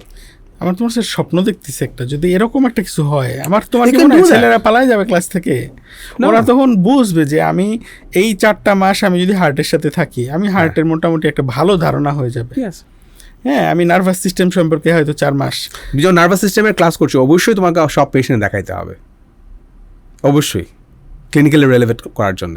এবং what's more important, gross anatomy or radiology, কারণ তুমি যখন প্র্যাকটিস করছো বা আমি যখন প্র্যাকটিস করছি, আমার কাছে তো আমি তো পেশেন্টের বডির ভিতরে দেখতে পাচ্ছি না, তো ভিতরের এত কিছু খুঁটিনাটি দেখার চেয়েও বেশি ইম্পর্টেন্ট হলো রেডিওলজিতে কেমন সেটা দেখা যায়, কীভাবে আমি এটার প্যাথোলজি এবং ফিজিওলজি মানে অ্যানাটমিটা কীভাবে ডিফারেন্সিয়েট করতে পারবো রেডিওলজি দেখে। You have to study CT scan and start studying CT scan from first year. তুমি যে অ্যানাটমিটা পড়ছো, তুমি চেস্ট অ্যানাটমি পড়ছো, লাংস অ্যানাটমি পড়ছো, সেটা সিটি স্ক্যানে কেমন দেখা যাচ্ছে সেটা কিন্তু তোমাকে তখনই ম্যাচ করতে হবে। কারণ দেখো নেটারে যে ছবি দেওয়া আছে ওরা কিন্তু, আমি দেখলাম ম্যাচ করে, ওরা কিন্তু পেট কেটে এভাবে পেট কাটা অবস্থায় কিন্তু লোয়ার ভিউ যেটা মানে সিটি স্ক্যানের ভিউ যেটা ওইভাবে কিন্তু আঁকা আছে অনেক ছবি, if you see really well, অবশ্যই সিটি স্ক্যানের ভিউ অনুযায়ী ছবি এভাবে আঁকা আছে। তুমি যদি ধরো নেটারের যে ব্রেইন সেকশনগুলো দেখো, ওই সেকশন অনেকগুলো সেকশন আছে এক্স্যাক্টলি এমআরআইতে কিন্তু এভাবে দেখা। মজার ব্যাপার হচ্ছে ওই সময় আমরা বুঝতাম না যে কেন এতগুলো ভিউ দিয়ে রাখছে, এখন বুঝতেছি। হ্যাঁ, বিভিন্ন সেকশন, বিভিন্ন অ্যাঙ্গেলের view. So you correlate this anatomic figures or specimen with radiology and you also see some pathology. Pathology দেখলে এরকম না যে ওভারওয়েলমড হয়ে যাবা, রাদার মানে এটা কেন ইম্পর্টেন্ট, এই স্ট্রাকচারে কী প্যাথোলজি হতে পারে এবং ক্লিনিক্যালি কী পেশেন্ট পেতে পারি, তাহলে আমার ফোকাসটা থাকবে। কারণ এখন এই পরিবর্তিত সময় আমরা আশা করতে পারি হয়তো কর্তৃপক্ষ এইসব ব্যাপারে আরেকটু অ্যানালাইসিস করে রিসার্চ করে। It's difficult. Why it's difficult? Because the people who can make change, they are not given that chance to make the change. That's the main problem. জানো এই সেমিস্টার বেসড আমি একটা স্ট্রাকচারও দাঁড় করাইছিলাম, এটা সিলেবাসের মতো করে, কিন্তু আমি ছোট মানুষ, আমি বুঝতে পারিনি কতটুকু যাওয়া যাবে এটা নিয়ে, কত কার কাছে দিলে ভালো হবে। তো এগুলো নিয়ে আমরা ইনশাল্লাহ কাজ করব, এই সুযোগটা। হ্যাঁ ইনশাল্লাহ এটা হবে। আমরা একটা এমআরসিপিতে আবার চলে এসেছি। হ্যাঁ আমরা এমআরসিপিতেই ছিলাম, এমবিবিএস লেভেলে কীভাবে প্রিপারেশন নেওয়া যায় এমআরসিপির জন্য। তো আমাকে একটু বলো যে কোন কোন বইগুলো ফলো করলে, তুমি ধরো যে এমন হয়েছে অনেকগুলো বই কিনছো, কেনার পরে ধুর এটা হয় না, আসলে আলটিমেটলি এই বইটাই পড়তে হচ্ছে, এরকম কোন বই? আমার কাছে মনে হয়েছে এমআরসি প্রিপারেশনে বুকসের চেয়েও বেশি ইম্পর্টেন্ট হলো প্রবলেম বেস প্র্যাকটিস, মানে কোশ্চেন, বিগত বছরের কোশ্চেনগুলো, বিগত বছরের কোশ্চেন বা কিউ ব্যাংক সলভ করা, এটা মোর ইম্পর্টেন্ট মনে হয়েছে। আমার জন্য সুবিধা ছিল, আমার যেহেতু একটা ব্যাকগ্রাউন্ড নলেজ ছিল বা ক্লিনিক্যাল প্র্যাকটিসের সাথে আছি, বা আমি ডেভিডসন পড়ি বা পড়াই, বা আমি এই বইগুলো সম্পর্কে আমার আগে কিছু পড়া ছিল। সো আমি আসলে থিওরি খুব বেশি পড়ি নাই, টু বি ফ্র্যাঙ্ক। তুমি আগের পড়া আছে কাইন্ড অফ। সো আমি মেইনলি প্রবলেম বেসডই করেছি। কারণ কি, আমার কাছে মনে হচ্ছে থিওরি পড়তে আমার খুব বেশি ভালো লাগে না আসলে, কিন্তু যখন তুমি কোয়েশ্চন সলভ করবে তখন দেখবে তোমার ভালো লাগবে। কারণ তখন তুমি ওই কোশ্চেনে যদি ভুলও করো, যেখানে ভুল করলে এটা মনে থাকবে যে এই কারণে আমার ভুলটা হয়েছে। That's the point. সো সবাই ভুলটা করে, সবাই আমাকে জিজ্ঞেস করে যে কোয়েশ্চেন সলভ কবে থেকে শুরু করবো, আমি বললাম স্টার্ট ফ্রম রাইট নাও। এবং মজার ব্যাপার হচ্ছে কেউ যদি কোশ্চেনগুলোকে সলভ করে টেক্সটে যায় তাহলে সে ওইটা পড়ার সময় খুব আনন্দ পাবে। হ্যাঁ, that's the point, that's the point. So আমাদের অ্যাপ্রোচটা হবে রিভার্স অ্যাপ্রোচ। এখন এটাতে আসলে মানে সবাইকে অভ্যস্ত করা খুবই কঠিন because of the under graduate curriculum. আমরা ওই বেসিকটা বুঝতে পারি না, কারণ আমরা তো সবসময় বই পড়ে সব মুখস্থ হওয়া শেষ হলো, তারপর আমরা পরীক্ষা দিচ্ছি। তো ওইটা মানে কোয়েশ্চেন ব্যাংকটা পরীক্ষার মতো, তোমার না সব কিছু পড়ে নেই, তারপরে আমরা কোয়েশ্চেন ব্যাংক সলভ করি। ধরো আমাদের প্রফেশনের সাথে কিন্তু এটা যায়, ধরো যে পেশেন্ট সে তো এসে বলে দেয় না যে আমার এই ডিজিজটা হয়েছে, আমার এই ওষুধ দেন। সে আমাকে এসে সাইন সিমটমগুলো দেখাচ্ছে, আমি অ্যানালাইসিস করে ডায়াগনোসিসটা করতে হচ্ছে, তারপরে আমি বুঝতে পারতেছি যে তাইলে তার এই ফিচারগুলো থাকবে, আমার রিট্রোগ্রেড যাওয়া লাগতেছে। তো আমার কথা হইলো যে আমরাও তো ওই ব্যাপারটাই মাথায় আনা দরকার যে আমি অ্যানালাইটিক্যাল যাবো এবং পরবর্তীতে আমি এর সাথে রিলেভেন্ট। কিন্তু বেসিকলি যেটা হচ্ছে আমরা যখন অ্যানালাইসিসের কথা বলতেছি তার আগে কিন্তু এমবিবিএসে আমাদের একটা বেসিক অন্তত তৈরি হয়েছে, যতটুকুই হোক অবশ্যই। কিন্তু ধরো ওখানে যদি কারো গ্যাপ থাকে এটা একটু ম্যাটার হয়ে যায় আর কি। হ্যাঁ, তো অবভিয়াসলি আমি বলবো যে সেক্ষেত্রে কমন যে টেক্সট বুক আছে অক্সফোর্ড পড়তে পারে, নোটস অ্যান্ড নোটস আছে পড়তে। আমি কিন্তু নোটস অ্যান্ড নোটস আমি একটা অক্ষর পড়ি নাই, মাগরাবি আমি বই খুলি নেই, just I did not open. আমার কাছে সবই ছিল, আমি কি পড়েছি, আমি অক্সফোর্ড পড়েছি কারণ আমি অক্সফোর্ড আগে থেকে পড়তাম, ভালো লাগতো বইটা, কনসাইজ, স্মল, র্যাপিডলি পড়ে ফেলা যায়, ফাইন, নাইস, ফ্যান্টাস্টিক। আমি জাস্ট কোয়েশ্চন ব্যাংক করতাম। কোয়েশ্চন ব্যাংক হলো pass medicine, pass test, on exam, 3টা কোয়েশ্চন ব্যাংক। এর মধ্যে কোনটা ভালো? সবচেয়ে ভালো হলো পাস মেডিসিন, সবচেয়ে সমৃদ্ধ, মানে এক্সপ্লেনেশনটা বড়। তারপর ভালো হলো পাস টেস্ট, অন এক্সামও ভালো। আমি কিন্তু 3টাই দেখেছি কোয়েশ্চন ব্যাংক। তার মানে তুমি কোশ্চেন সলভে খুব ভালো সময় দিচ্ছ। হ্যাঁ, অবভিয়াসলি। আমি তো টাকা যাতে মাইন না যায়। হ্যাঁ, কারণ আমার আসলে অত সময় ছিল না, মানে থিওরি পড়ার মতো আসলে অত সময় ছিল না আমার। কারণ হলো আমি একটা খুবই রিগোরাস কোর্স করছি, এমডি কার্ডিওলজি কোর্স, কিন্তু এনআইসিভিটিতে আমি প্রচণ্ড প্রেশার, ডিউটি করতে হবে, তোমার সময় দিতে হবে। হয়তো পরীক্ষার আগে কয়েকদিন ছুটি নিয়েছি, আদারওয়াইজ আমি কোর্সে কোনো গ্যাপ দেয় না। I was in my course, চেষ্টা করেছি আমাদের যে ইউনিটে কাজ করি, আব্দুল মোহাম্মদ স্যার ইউনিটে কাজ করার জন্য। বাট হয়তো পরীক্ষার আগে একটু স্যার তো ছুটি দিয়েছেন, বাট আদারওয়াইজ মানে খুব বেশি সময় পাই না আমি আসলে। So I always focused on Q banks. Okay fine, এটা ছাড়া আর কিছু লাগবে? এই কোশ্চেন ব্যাংক আর বই বেসিক তো আছে, দ্যাটস ইট, আর কিছু লাগবে না, আজকে কিছু লাগবে না। You do the question. ধরো যারা হচ্ছে গাইড বই পড়েছে বা ধরো বিভিন্ন এমবিবিএস লেভেলের গাইড বই পড়েছে, ওরা আবার একটু ডিপ্রেশনে চলে যায় যে আমি তো আসলে বেসিক খুব ভালো পারি না। ডিপ্রেশনে যাওয়ার কিছু নাই, জাস্ট ইউ মানে একটা লিপ অফ ফেথ নিতে হবে, সাহস করতে হবে, একটু সাহস করে একটা কোয়েশ্চেন ব্যাংক কিনে এটা সলভ করা শুরু করতে হবে। ফর এক্সাম্পল ধরা যাক যে আমি কোয়েশ্চেন ব্যাংক সলভ করা শুরু করলাম, now I am doing so bad. ধরা যাক যে আমি কোয়েশ্চেন ব্যাংকে 30% 40% কোয়েশ্চেন পাচ্ছি, ফাইন। তাহলে যেসব কোয়েশ্চেন পারলাম না এগুলো তো নির্দিষ্ট একটা টপিক থেকে এসছে, তার মানে হলো আমার ওই টপিকে উইকনেস আছে। আর যে টপিকটা যেসব কোয়েশ্চেন পারলাম তার মানে ওইটা আমি ভালো পারি, তাহলে ওই টপিকে আমার আসলে অত বেশি গুরুত্ব দেওয়ার দরকার নাই। মানে so that's how you can guide your study. Theory, তুমি যেটা বললা থিওরি কি পড়তে হবে সেটা তুমি এখন বলতে পারবে না। You can do that, you can know that where to focus by doing the questions. আর এখন তো অনলাইনে অনেক রিসোর্স অ্যাভেলেবল, দেখা যায় তুমি একটা জিনিস তোমার মনে হচ্ছে গ্যাপ আছে, এটা একটু নাড়াচাড়া করলে এখান থেকে ভালো একটা বেসিক তৈরি হয়ে যাবে। সবসময় যখন পড়ার টেবিলে বসে পড়তে হবে ডেফিনিট। আমি ডিউটিতে আছি তখনই হয়তো দেখা গেলো যে আমি এই আয়ন নিয়ে পড়ালেখা করতেছি, এই ক্যালসিয়াম সোডিয়াম পটাশিয়াম চ্যানেল নিয়ে, আমি দেখা গেলো সোডিয়াম পটাশিয়াম চ্যানেল নিয়ে 2 দিন ধরে ঘাটাঘাটি করতেছি। সম্ভব। আমার মনে হয় যে এইভাবে যদি কোশ্চেন অ্যানালাইসিস ধরে ধরে আমরা আগাই, এটা আমাদের জন্য একটু সুবিধা। হ্যাঁ অবশ্যই, সবসময় যে বই থেকে আনসার লাগবে তা না, you can check the answer from net also. আচ্ছা, এবার একটা খুব হট কোশ্চেন তোমার জন্য, যে কোচিং জরুরি কিনা? ডিপেন্ডস। আই ডোন্ট থিঙ্ক, আমি তো কখনোই কোচিং করি নাই কোনো সময় জীবনে। I mean except for medical admission টেস্টের সময়, তখনও কোচিং করতাম মেইনলি পরীক্ষা দেওয়ার জন্য, প্যাটার্নটা বোঝার জন্য, পরীক্ষা কেমন দেয়া। সো আই ডোন্ট থিঙ্ক, যেহেতু অনলাইন কিউ ব্যাংক আছে, ইফ ইউ আর কনফিডেন্ট তাহলে কোচিং দরকার নাই। বাট যদি এরকম মনে হয় যে না আপনার পড়ার ফ্লোটা আসতেছে না, you need some stimulation, guideline, একটা কন্টিনিউয়াস গাইডলাইনের মধ্যে থাকা, বা একটা প্রবলেম ফেস করলে যে প্রবলেমটা আপনার সলভ করতে একটু কষ্ট হচ্ছে, you can take help from a mentor, so you can take that. লাইফটা স্মুথ করে। আর একটা সময় তো এমআরসিপির কোচিং বাংলাদেশে প্রচুর ব্যয়বহুল ছিল, এখন কিন্তু জিনিসটা অনেক ইজিয়ার হয়ে গেছে, এখন একটু অ্যাপ্রোচেবল হয়ে গেছে। কারণ এখন আমাদের অনেক মেন্টর আছে, আর রিসেন্টলি আমাদের যারা পাস করে এখন সবাই mentor. It's good, no problem. না, এটা ভালো তো আসলে। বেসিক্যালি দেখো যে তোমার আমরা অ্যামাউন্টটা দেখতেছি, কিন্তু তুমি চিন্তা করো যদি গ্লোবাল ইম্প্যাক্টের কথা বলি, তো বাংলাদেশে কিন্তু এখন এমআরসিপি পাশের সংখ্যাটা অনেক বাড়ছে আগের তুলনায়। এবং তার মানে কি যে এই এডুকেশন সিস্টেমের থেকেও কিন্তু আমরা ভালো করতেছি। তার মানে এখানে কিন্তু যদি একজন সাপোর্ট দেই, হয়তো ধরো 100 জন পাস করলো, এর মধ্যে 50 জন হয়তো দেশে থাকলো, দেশের বিভিন্ন হাসপাতালে সার্ভ করলো, 50 জন দেশের বাইরে চলে গেল। তো আমার কথা হলো যে আমি স্কিল ম্যান পাওয়ার হিসেবে যদি আমি ম্যান পাওয়ার রপ্তানি করতে পারি, আমার তো প্রচুর ডাক্তার তৈরি হচ্ছে। এখন এই জিনিসটা আমরা কেন চিন্তা করতে পারতেছি না যে আমাদের প্রতি বছর 10,000 ডাক্তার বাইরে চলে যায়? এটা একটা মজার স্টোরি বলি। আমাদের একজন স্যার আছেন খুবই বিখ্যাত, ঢাকা মেডিকেলের স্যার, প্রফেসর একেএম মনোরুল ইসলাম। তো উনি একটা স্টোরি বলতেছেন আমাদেরকে যে উনি একবার আমেরিকাতে গেছেন। তো আমেরিকাতে একজন ফিজিশিয়ান ওকে জিজ্ঞেস করছেন, তুমি যে দেশ থেকে আসছো ওই দেশে মেডিকেল কলেজ কয়টা, প্রতি বছর কী পরিমাণ গ্র্যাজুয়েট বের হয়? সো স্যার বললেন যে 100+, আই মিন অনেক গ্র্যাজুয়েট বের হচ্ছে। তোমরা এত ডক্টর তৈরি করো, I mean you are so productive. বলে sir, we are trying to export those doctors to the world, that's why we are making so many doctors. আমাদের প্ল্যানটা ওখানে, আমরা দেশের জন্য না, আমরা বিদেশের জন্য করছি। সো আই থিঙ্ক এটা অবভিয়াসলি মানে বাংলাদেশে থেকে মানে আমরা যে এমবিবিএস করছি বা আমরা যে অপরচুনিটিসগুলো পাচ্ছি শেখার জন্য, বাইরের দেশে সব জায়গায় তো এই অপরচুনিটিসগুলো কিন্তু নাই। ইভেন তোমার ইন্ডিয়ার কিছু অংশ, কাশ্মীর থেকে বেসিক্যালি ইন্ডিয়ার যে পোর্শনটা, তারপরে হচ্ছে ভুটান, নেপাল বা সার্কভুক্ত দেশগুলো থেকে কিন্তু এখনো গ্র্যাজুয়েশন এবং পোস্ট গ্র্যাজুয়েশনের প্রচুর মানুষ বাংলাদেশে। আমাদের ব্যাচে তো আমেরিকা থেকে কয়েকজন ছিল, তারপর ইংল্যান্ডের কয়েকজন ছিল, তারা এখানে আসছে because it's easier to do those study here. আমেরিকাতে বা ইংল্যান্ডে তো মেডিকেল কলেজ সংখ্যা কম, ব্যয়বহুল অনেক বেশি, কয়েক কোটি টাকা লাগে। সো আসছে ওরা, এবং এরকম না যে তারা ওখানে গিয়ে খারাপ করছে, তারা ওখানে গিয়ে ভালোই করছে। বাংলাদেশ থেকে যেসব ডক্টর বাইরে যাচ্ছে, বাইরে গিয়ে তো সবাই ভালো করছে।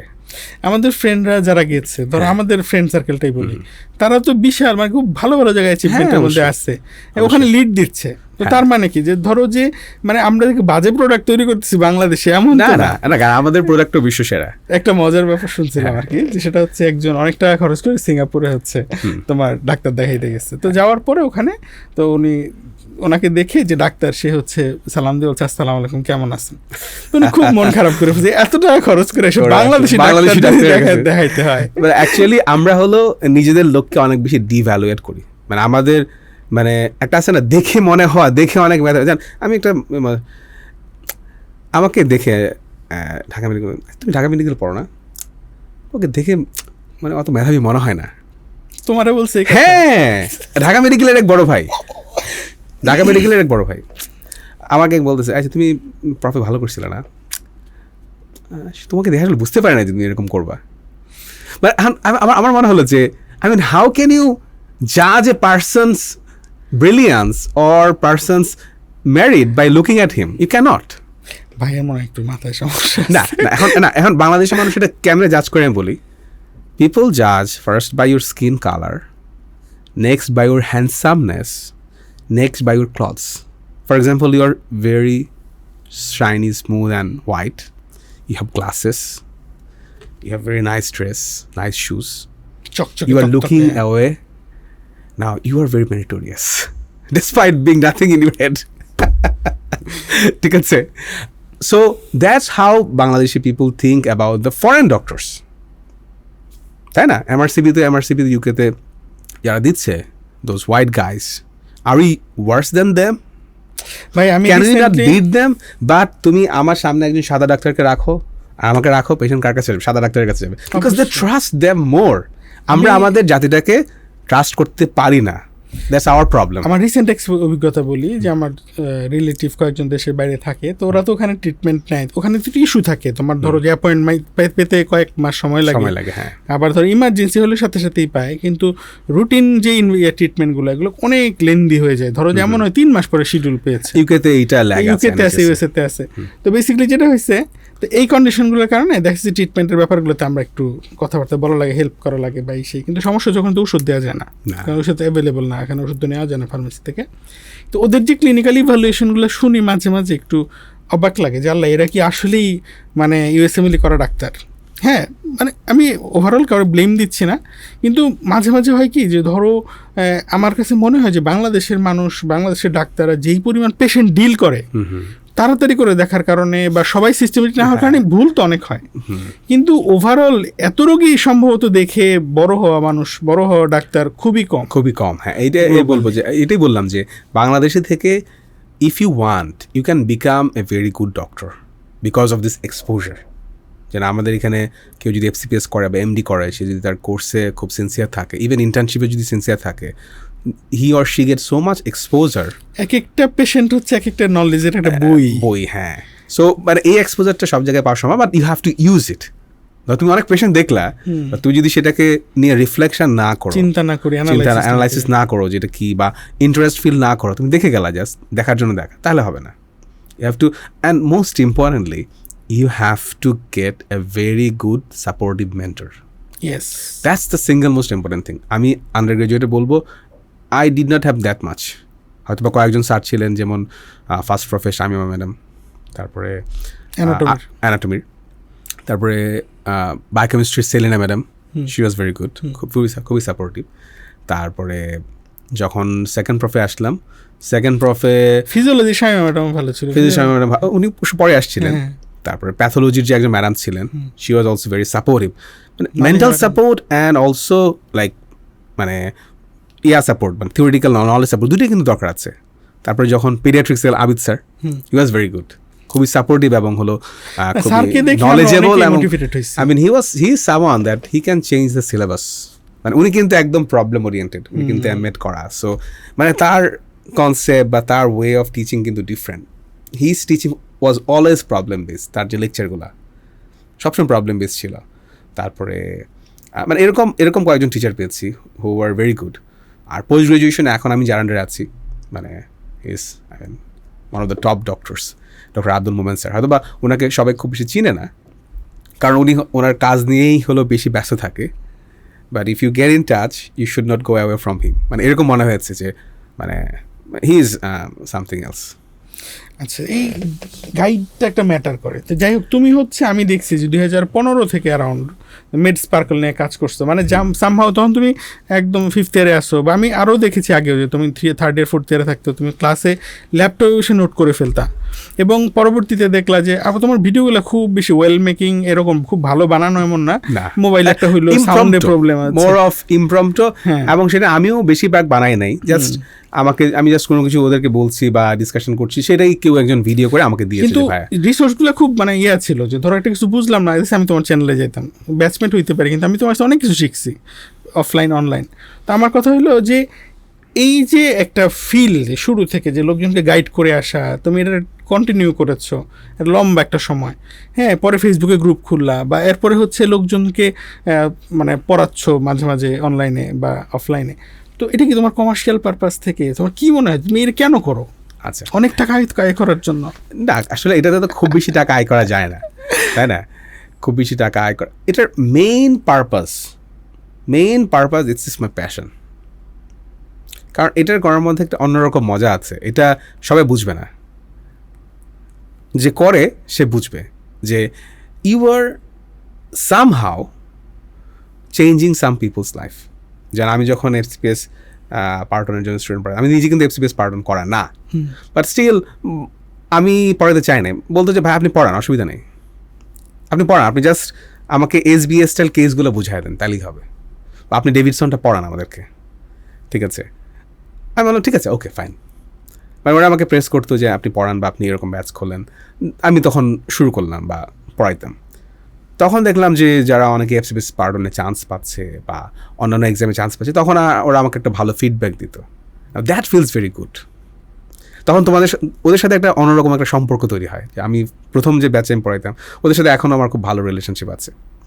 মানে দ্যাট মানে থট যে you are changing some people's life, এবং এই যে আমি ওদেরকে হেল্প করছি, তারা দেখা যাবে আরও অনেক মানুষকে হেল্প করবে, তাদের ক্যারিয়ারটা কিন্তু একটা জাম্প স্টার্ট হলো, এটা কিন্তু একটা জাম্প স্টার্ট। কারণ অনেক সময় দেখা যায় without help some people go away, অথবা ডিপ্রেশনে পড়ে যায়, but if they get some guidance, সব কিছু তো তাকে শেখানোর দরকার নাই, তুমি কিছু শিখায় দাও বা একটা ওয়েটা দেখায় দাও কীভাবে থট করতে হবে, কীভাবে পড়তে হবে, and also you solve some problems for. আমি যদি এক লাইনে কথাটা শেষ করি, ধরো যে এই 2015 থেকে মেড স্পার্কলে এই যে লোকজনের পড়াইতে তোমার যে অবস্থা হয়েছে, এটার ফলাফল হচ্ছে এমআরসিপি পার্ট 2 তে একটা রেকর্ড সংখ্যক marks. Yes, you can say that, you can say that. কারণ আসলে আমি মোটামুটি medical science, teaching is the best way to learn, teaching is the best way to learn. So আমি অনেক স্টুডেন্টই পড়িয়েছি, ইভেন মানে একটা অনলাইনে আমি আমার মেড স্পার্কলের পার্ট হিসেবে পড়াই, আবার ইউটিউবে যারা আছে, ইউটিউবে আমার দেশে এবং দেশের বাইরে অনেকেই দেখছে আমার ভিডিও, যদিও impromptu video, but still I do that because আমার কাছে মনে হয় যে just making something is better than trying to be perfect and making nothing.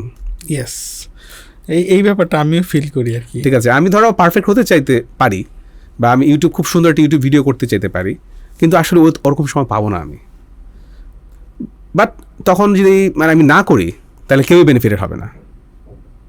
But আমি just what ever I have, আমি সেটা নিয়েই অল্প সময়ের মধ্যে করে ফেলি, কারো না কারো একটু যদি হেল্প হয়, দ্যাটস ইট।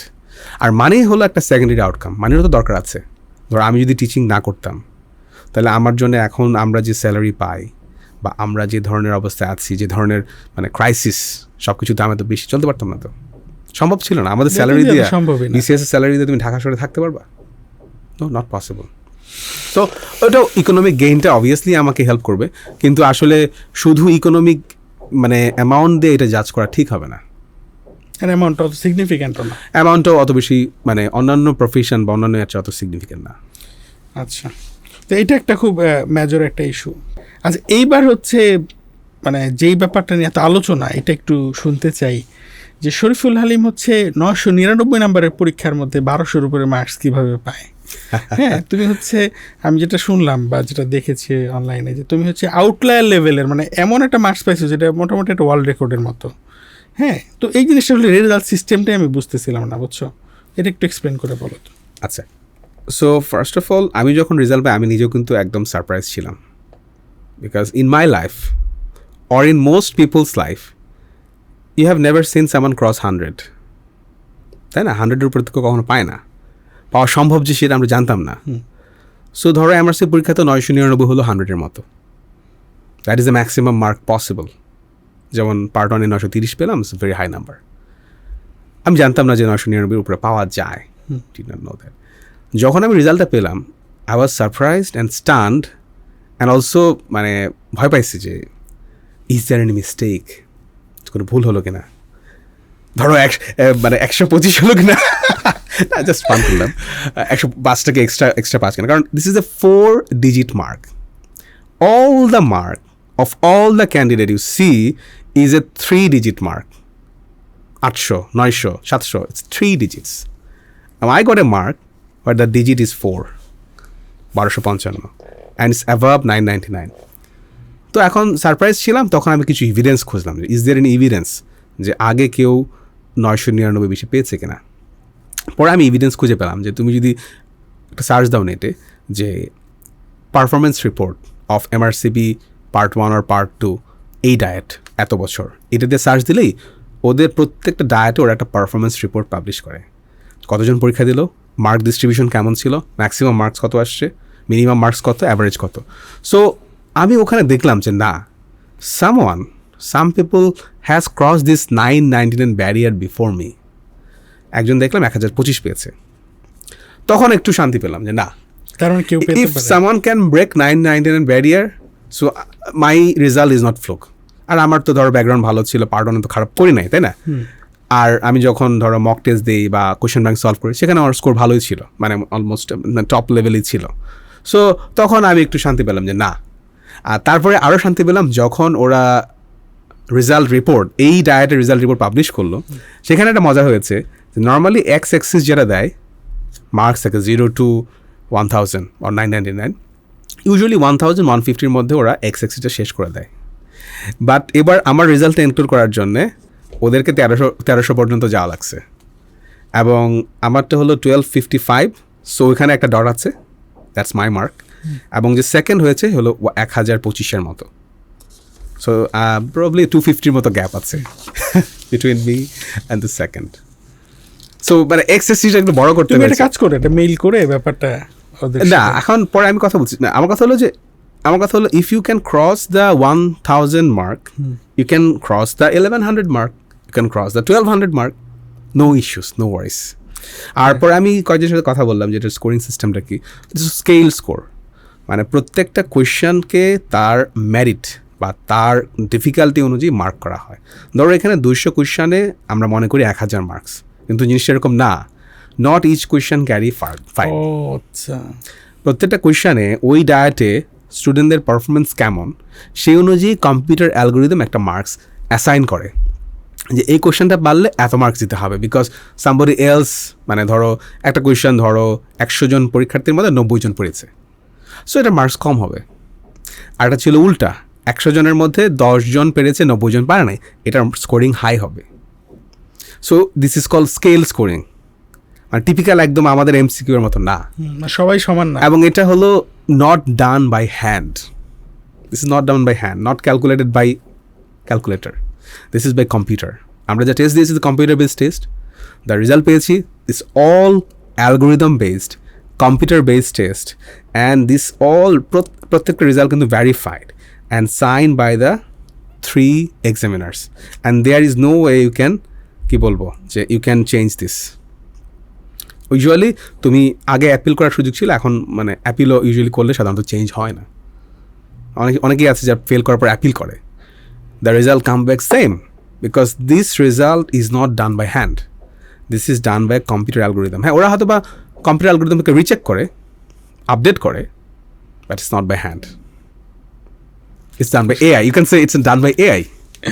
অসাধারণ, অসাধারণ। এই ব্যাপারটা মানে আমার কাছে মনে হয়েছে আর কি, যে বাংলাদেশের নামটাকে মানে আসলে খেলাধুলা বা এই ব্যাপারগুলো একরকম বিনোদন, কিন্তু জ্ঞানের ক্ষেত্রে নেতৃত্ব দেওয়ার মধ্যে একটা বরত্ব আছে। আমি এই কারণে খুব আশাবাদী যে এই বাংলাদেশ শরীফুল হালিমের মতো মেধা তৈরি করতে পারে, মানুষ তৈরি করতে পারে, সেই বাংলাদেশের হেলথ সিস্টেমকে একবারে ফেলে দেওয়া যায় না।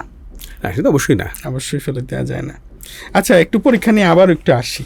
তুমি ধরো যে পরীক্ষার সময় টাইম ম্যানেজমেন্টে কোনো ট্রিক্স ফলো করছো কিনা, বা তোমার এখানে মেন্টাল প্রেশারটা তুমি কিভাবে একটু এটা খুবই ইম্পর্টেন্ট। কারণ হলো যেহেতু এখানে ফর এক্সাম্পল 3 ঘন্টার পরীক্ষা, তার মানে হলো 180 মিনিট, আর প্রশ্ন হলো 100টা, তাহলে 180 মিনিটের মধ্যে আমরা 10 করে 20 মিনিট আমরা রাখি যে রিভিউয়ের জন্য।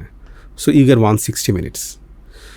তো 160 মিনিট মানে হলো ধরো 150 মিনিটসই ধরো রিয়েল এক্সাম, অ্যাকচুয়ালি তুমি ওই সময়টার মধ্যে কোয়েশ্চেন শেষ করার চেষ্টা করবা।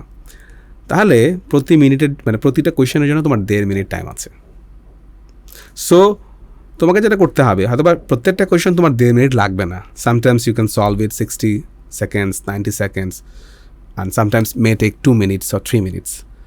সো ওইটা ভালো করে খেয়াল রাখতে হবে যে কোনো কোয়েশ্চেনে যদি তোমার মনে হয় যে ডিফিকাল্ট মনে হচ্ছে, just leave it, go to the next question. এটা কি এত অনলাইনে এমনকি পরে ফেরত করে আসবে? হ্যাঁ, তুমি যেটা করবা, তুমি কোয়েশ্চেনটাকে মার্ক করে রাখবা, ফ্ল্যাগ করা যায়, ফ্ল্যাগ দিস কোয়েশ্চেন।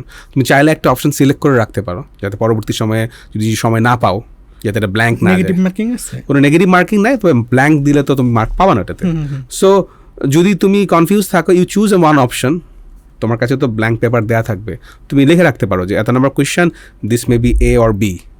তুমি এ চুজ করছো, প্রবাবলি বি হতে পারে, একটা প্রশ্নবোধক চিহ্ন দিয়ে রাখো, যে পরবর্তী সময় যখন রিভিউ করবা তোমার থটটা কী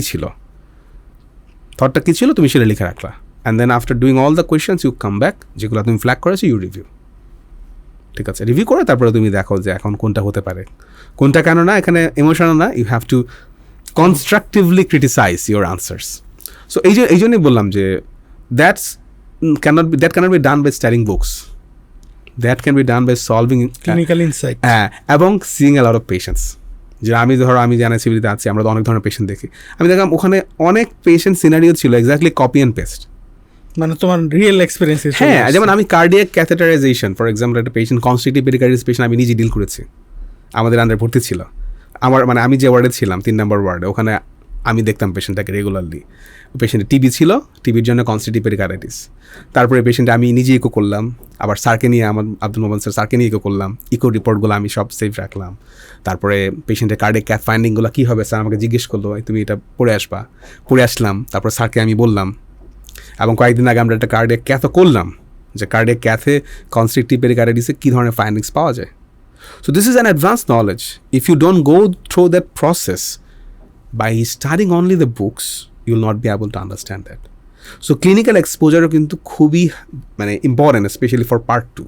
পার্ট 1 ক্লিনিক্যাল এক্সপোজার ছাড়াও পাস করা যায় ইজিলি, কিন্তু পার্ট 2তে আমি মনে করি you should get some sort of training, মানে পেশেন্ট দেখতে হবে অ্যান্ড আন্ডার এ সুপারভাইজার। তাহলে তোমার পার্ট 2র জিনিসগুলা, কমপ্লেক্সিটিগুলো বোঝার সুবিধা হবে। কারণ আমরা তো আসলে ক্লিনিক্যালি অনেক প্রবলেম ফেস করি যেটার আনসার ডিরেক্টলি বইয়ে নাই, ইভেন গাইডলাইনেও ডিরেক্টলি আনসার নাই। Then you have to use your judgment. যে বেস্ট অ্যাভেলেবল ইনফরমেশন নিয়ে probably that would be the best.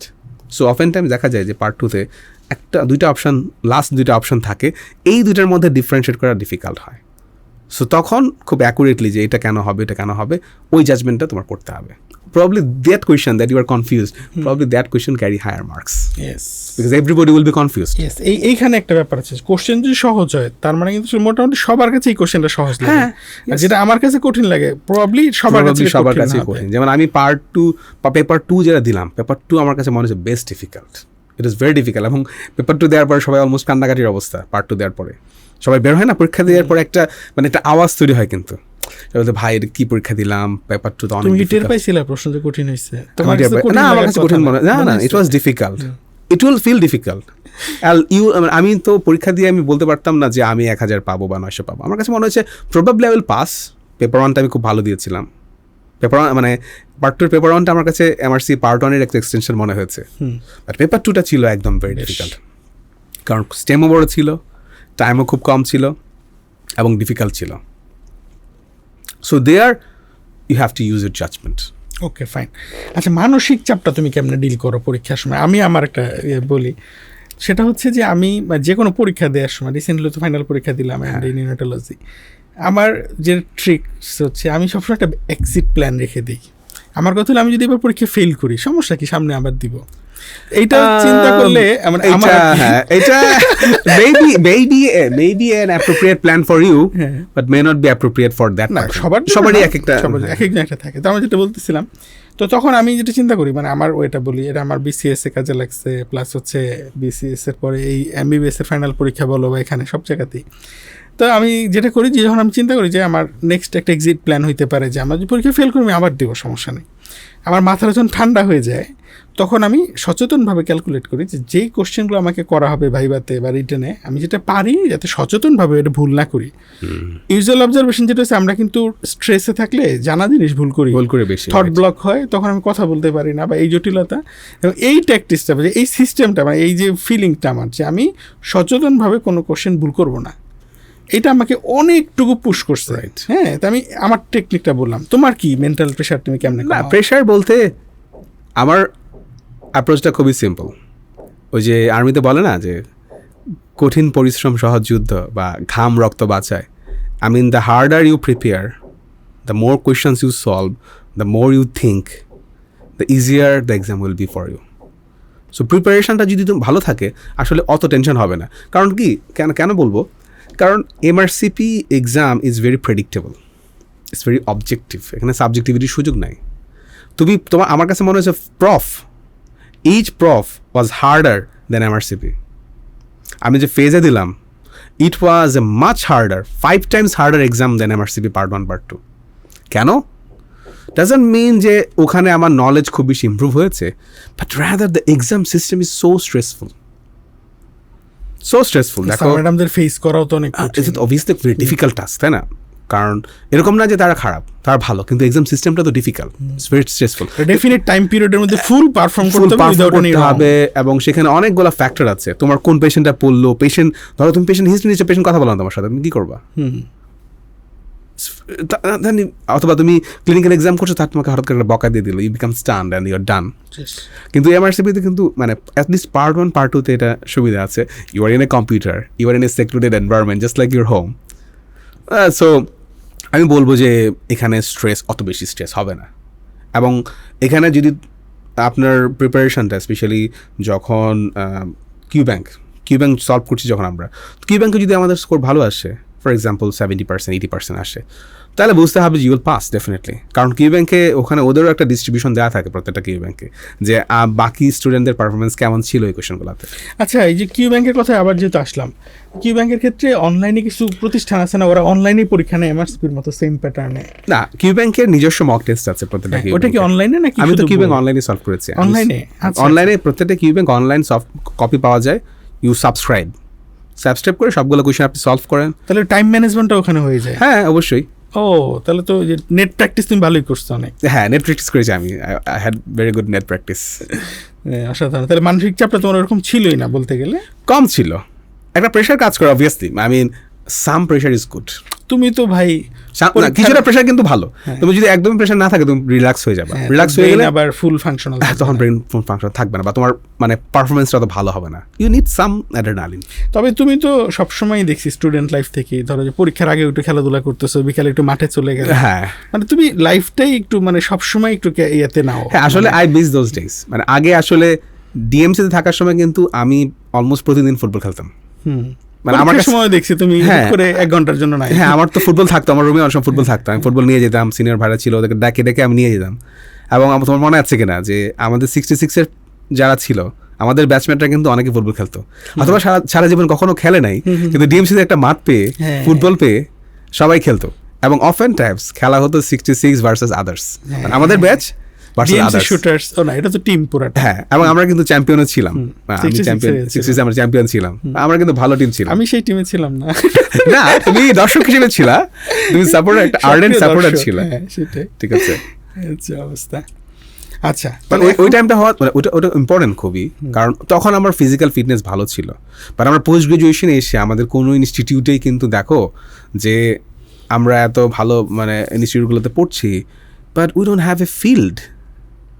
একটা ইনস্টিটিউট মাঠ আছে, দেখো কোথাও খেলা হয়, ডিএমসি ব্লেসড, যে ডিএমসি শুধু ডিএমসিতে আছে, বাট ইনস্টিটিউট ওয়াইজ যদি ডিএমসি যেটা ঢাকার অন্যগুলোতে পেরিফেরিগুলোতে আছে, পেরিফেরিগুলোতে আছে, কিন্তু সেখানেও কিন্তু আসলে আমি জানি না পোস্ট গ্রাজুয়েশন লেভেলে যারা আছে তারা সময় পায় না, কতটুকু সময় পায় না বললে ভুল হবে, কতটুকু সময় করে। It's all about priority. যেমন আমার ট্রেনিং যদি ফর এক্সাম্পল আমি যদি পোস্ট গ্রাজুয়েশনে ডিএমসি থাকতাম, আমি শিওরলি আমি খেলতাম, মানে কিন্তু এখন আমি ধরো যেখানে আছি এনআইসিবিতে আছি, তো এখানে আসলে খেলার অপরচুনিটি নাই, মাঠ নাই, কোনো প্ল্যান নাই কোনো। বাট আমি বলবো যে মানে পোস্ট গ্রাজুয়েশন লাইফে এসে আমাদের সবারই হেলথটা ডিটেরিয়েট করে, ঠিক আছে? মানে এটা আমার অ্যাডভাইস যে if you get an opportunity move around to play, you play. খেলাধুলা করা উচিত even in post graduation life, তাহলে তোমার মানে ফিটনেসটা ভালো থাকে। কারণ আমি যে পার্ট 2 পরীক্ষা দিলাম, I mean at the end of the preparation I fell very weak, কারণ আমি তো মুভমেন্ট করছি না খুব বেশি, সবসময় পড়াশোনার মধ্যে আছি, বসে আছি, খাওয়া দাওয়া করছি আর হসপিটালে যাচ্ছি। হসপিটালে তো কিন্তু বেশিরভাগ কাজই বসে থাকা, রাউন্ড ধরো 1 ঘন্টা 2 ঘন্টা রাউন্ড হয়, এরপরে বাকি সব কাজে কিন্তু বসে থাকা। মর্নিং সেশন বসে আছি, ক্লাসে বসে আছি, রুমে বসে পেশেন্ট দেখছি। So it's so much sitting. I feel very weak at the end of the exam. আমি পরীক্ষা দেওয়ার পরে, পার্ট 2 পরীক্ষা দেওয়ার পর অনেক বেশি বার্ন আউট হয়ে গেছিলাম, ভেরি এক্সস্টেড। তখন বললাম যে না, আই টেক এ ব্রেক, অথবা আমি 10-15 দিন কোনো পড়াশোনা বা কিচ্ছু করবো না। নেটফ্লিক্স দেখলাম আর বাচ্চাদের সাথে খেলাধুলা করতাম, দ্যাটস ইট। কারণ হলো মনে হয়েছে যে if I continue like this it will be soul and body crushing, so I need a break. So আমি সবার জন্য বলবো যে এভরিবডি নিডস এ ব্রেক, একটু মাঝে মাঝে ব্রেক নেওয়া উচিত টু রিজুভিনেট। ওকে, পেসেস নিয়ে কি প্ল্যান করতেছো, কেমনে কি দিবা? আপাতত পেসেস নিয়ে প্ল্যান করছি না, কারণ সামনে আমার ফাইনাল পরীক্ষা, আমার cardiology. So I am fully focused on cardiology. আর কার্ডিওলজি পড়তে তো ভালোই লাগে, ইটস সো ইন্টারেস্টিং, হৃদয়ের স্পন্দন শোনা যায়। হ্যাঁ, ধরো মানে আমি যে কার্ডিওলজিতে আসলাম, আই মিন আমার কাছে মনে হয় যে ব্রেইন অ্যাক্টিভেশন কিন্তু কার্ডিওলজিতে এত বেশি হয়, আমি জানি না অন্যদের কথা, বাট এখানে ব্রেইন অ্যাক্টিভেশন, সব ধরনের ব্রেইন অ্যাক্টিভেশন তোমাকে করতে হবে। You interpret an ECG, brain activation. You do a procedure, brain activation. You see a patient of cardiac arrest, brain and body activation. You have to push. So, মানে সব ধরনের, you have to use everything that you have in your body and mind. So, এই স্টিমুলেশনটা কিন্তু কার্ডিওলজিতে আছে। Problem একটাই, সেটা হলো it's very tough to go up in this field. অনেক মানুষ হ্যাঁ, অনেক মানুষ বলবো না, আমি বলবো যে opportunities are very limited. মানে যদি তুমি শুধু ঢাকায় থাকতে চাও তাহলে তো কঠিন, কিন্তু সারা দেশে তুমি যদি ঢাকায় না থাকো দেন তোমার যে স্কিলগুলো আছে তুমি স্কিল তো শার্প করতে পারবে না। বেসিক্যালি আসলে এখন সিস্টেমটা আসলে এমন হওয়া উচিত, আমরা তো অনেক পরিবর্তনের চিন্তা করছি, তো সেক্ষেত্রে প্রত্যেকটা জেলা সদর হাসপাতালে আসলে একটা ফুল ফ্লেজেড সিসিউ থাকা উচিত আই থিঙ্ক। কারণ যে হার্ট অ্যাটাক করতেছে সে কিন্তু 1 ঘন্টার জার্নির মধ্যে যদি সে তার ভালো কিছু না পায় তাহলে সে জীবিত অবস্থায় আসতে পারবে কিনা এটাই কোনো হিসাব। আমি এটা শুনছিলাম যে তোমার মানে প্রত্যেকটা লেভেলে বিভাগীয় পর্যায়ে এনআইসিভিটির মতো সাব ইনস্টিটিউট টাইপ প্ল্যান আছে, যে পাকিস্তানে কিন্তু আছে, পাকিস্তানেও কিন্তু এনআইসিভিটি আছে, এক্স্যাক্টলি এনআইসিভিটি। আচ্ছা, কারণ এটা তো পাকিস্তান আমলের মেইন প্ল্যান ছিল। এনআইসিভিটি অলসো পাকিস্তানে আছে, সার্চ দিলে পাবা। পাকিস্তান এনআইসিভিটি যেটা আছে ওদের একটা মেইন সেন্টার আছে, আর ওদের দেশের স্ট্র্যাটেজিক লোকেশনে প্ল্যান করে এনআইসিভিটির অনেকগুলো ব্রাঞ্চ আছে। ওখানে হয়তো বা এনআইসিভিটির সব ডিপার্টমেন্ট নাই, বাট যে ডিপার্টমেন্টগুলো বেসিক প্রাইমারি কেয়ার সাথে রিলেটেড, ইমার্জেন্সি, হ্যাঁ ইমার্জেন্সি, প্রাইমারি পিসিআই করবে, ওগুলো সব আছে। মানে ইমার্জেন্সি ম্যানেজমেন্টে যা লাগবে everything available, primary PCI available. আমাদের দেশে কিন্তু প্রাইমারি পিসিআইটা এখনও প্রাইভেট খাতেও হচ্ছে। পারকিউটেনাস করোনার ইন্টারভেনশন, প্রিয় দর্শক, যে হার্ট অ্যাটাক যখন করা হয় আর কি, তখন সেই ইন্টারভেনশনটা নেওয়া হয়, যে রক্তনালীটা ওপেন করার জন্য এটার কথা বলা হচ্ছে। জানো সিঙ্গাপুরে কোনো মানুষের কোনো ফিব্রিনোলাইসিস করা হয় না, কেন? Because everyone gets primary PCI 100%। অসাধারণ। আচ্ছা, এখন পেসেস তুমি এখন প্রিপারেশন নিচ্ছ না, তো তোমার তো প্ল্যান আছে, করে ফেলবা ইনশাল্লাহ। তো এখন তো করার পরে তো তুমি এমআরসিপি এই সার্টিফিকেটটা বাংলাদেশের ক্যারিয়ারে পার্সপেক্টিভে, যদি তুমি তো একটা এমডি কার্ডিওলজি করতেছো, এটা তোমার প্রমোশনের জন্য কাজে লাগবে। তো বাংলাদেশের ক্যারিয়ার কিন্তু এমআরসিপি প্রমোশনে কোনো কাজে লাগবে। হ্যাঁ, সেটাই কেন লাগবে না? কারণ বাংলাদেশে বিএমডিসিতে আমি যেটা শুনলাম বলা আছে যে ইফ ইউ ওয়ান্ট টু অ্যাক্রিডিট, মানে এটাকে ভ্যালিডেট করার জন্য তোমার ট্রেনিং লাগবে, ইউকে ট্রেনিং লাগবে। এটা মেম্বারশিপ বলতেছে, ফেলোশিপ না, মেম্বারশিপ। এবং এটাকে ভ্যালিডেট করার জন্য তোমার ক্লিনিক্যাল সিসিটি যেটাকে বলে, কোর ক্লিনিক্যাল ট্রেনিং তোমার ইউকেতে করতে হবে। Then you can use it as a degree for promotion, but usually মানে এইটা মেইনলি হলো আমার নিজের জন্য করা। ধরো তুমি MRCP করে ফেলার পরে তুমি ডিগ্রিও করছো, সামহাও ধরো 5 বছর পরে তোমার মনে হলো তুমি বাংলাদেশে থাকবা না, সামহাও তুমি অবশ্যই। তো এখন তুমি যদি চলে যাও, তো সেক্ষেত্রে তোমার এই ডিগ্রি তোমাকে পুরো ওয়ার্ল্ডে এক্সট্রা কোনো বেনিফিট দিবে কিনা? I mean, this is a ticket.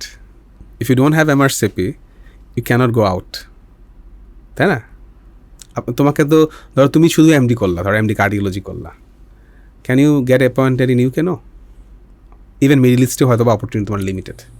But MRCP হলো একটা ভালো ticket, it's a VIP ticket.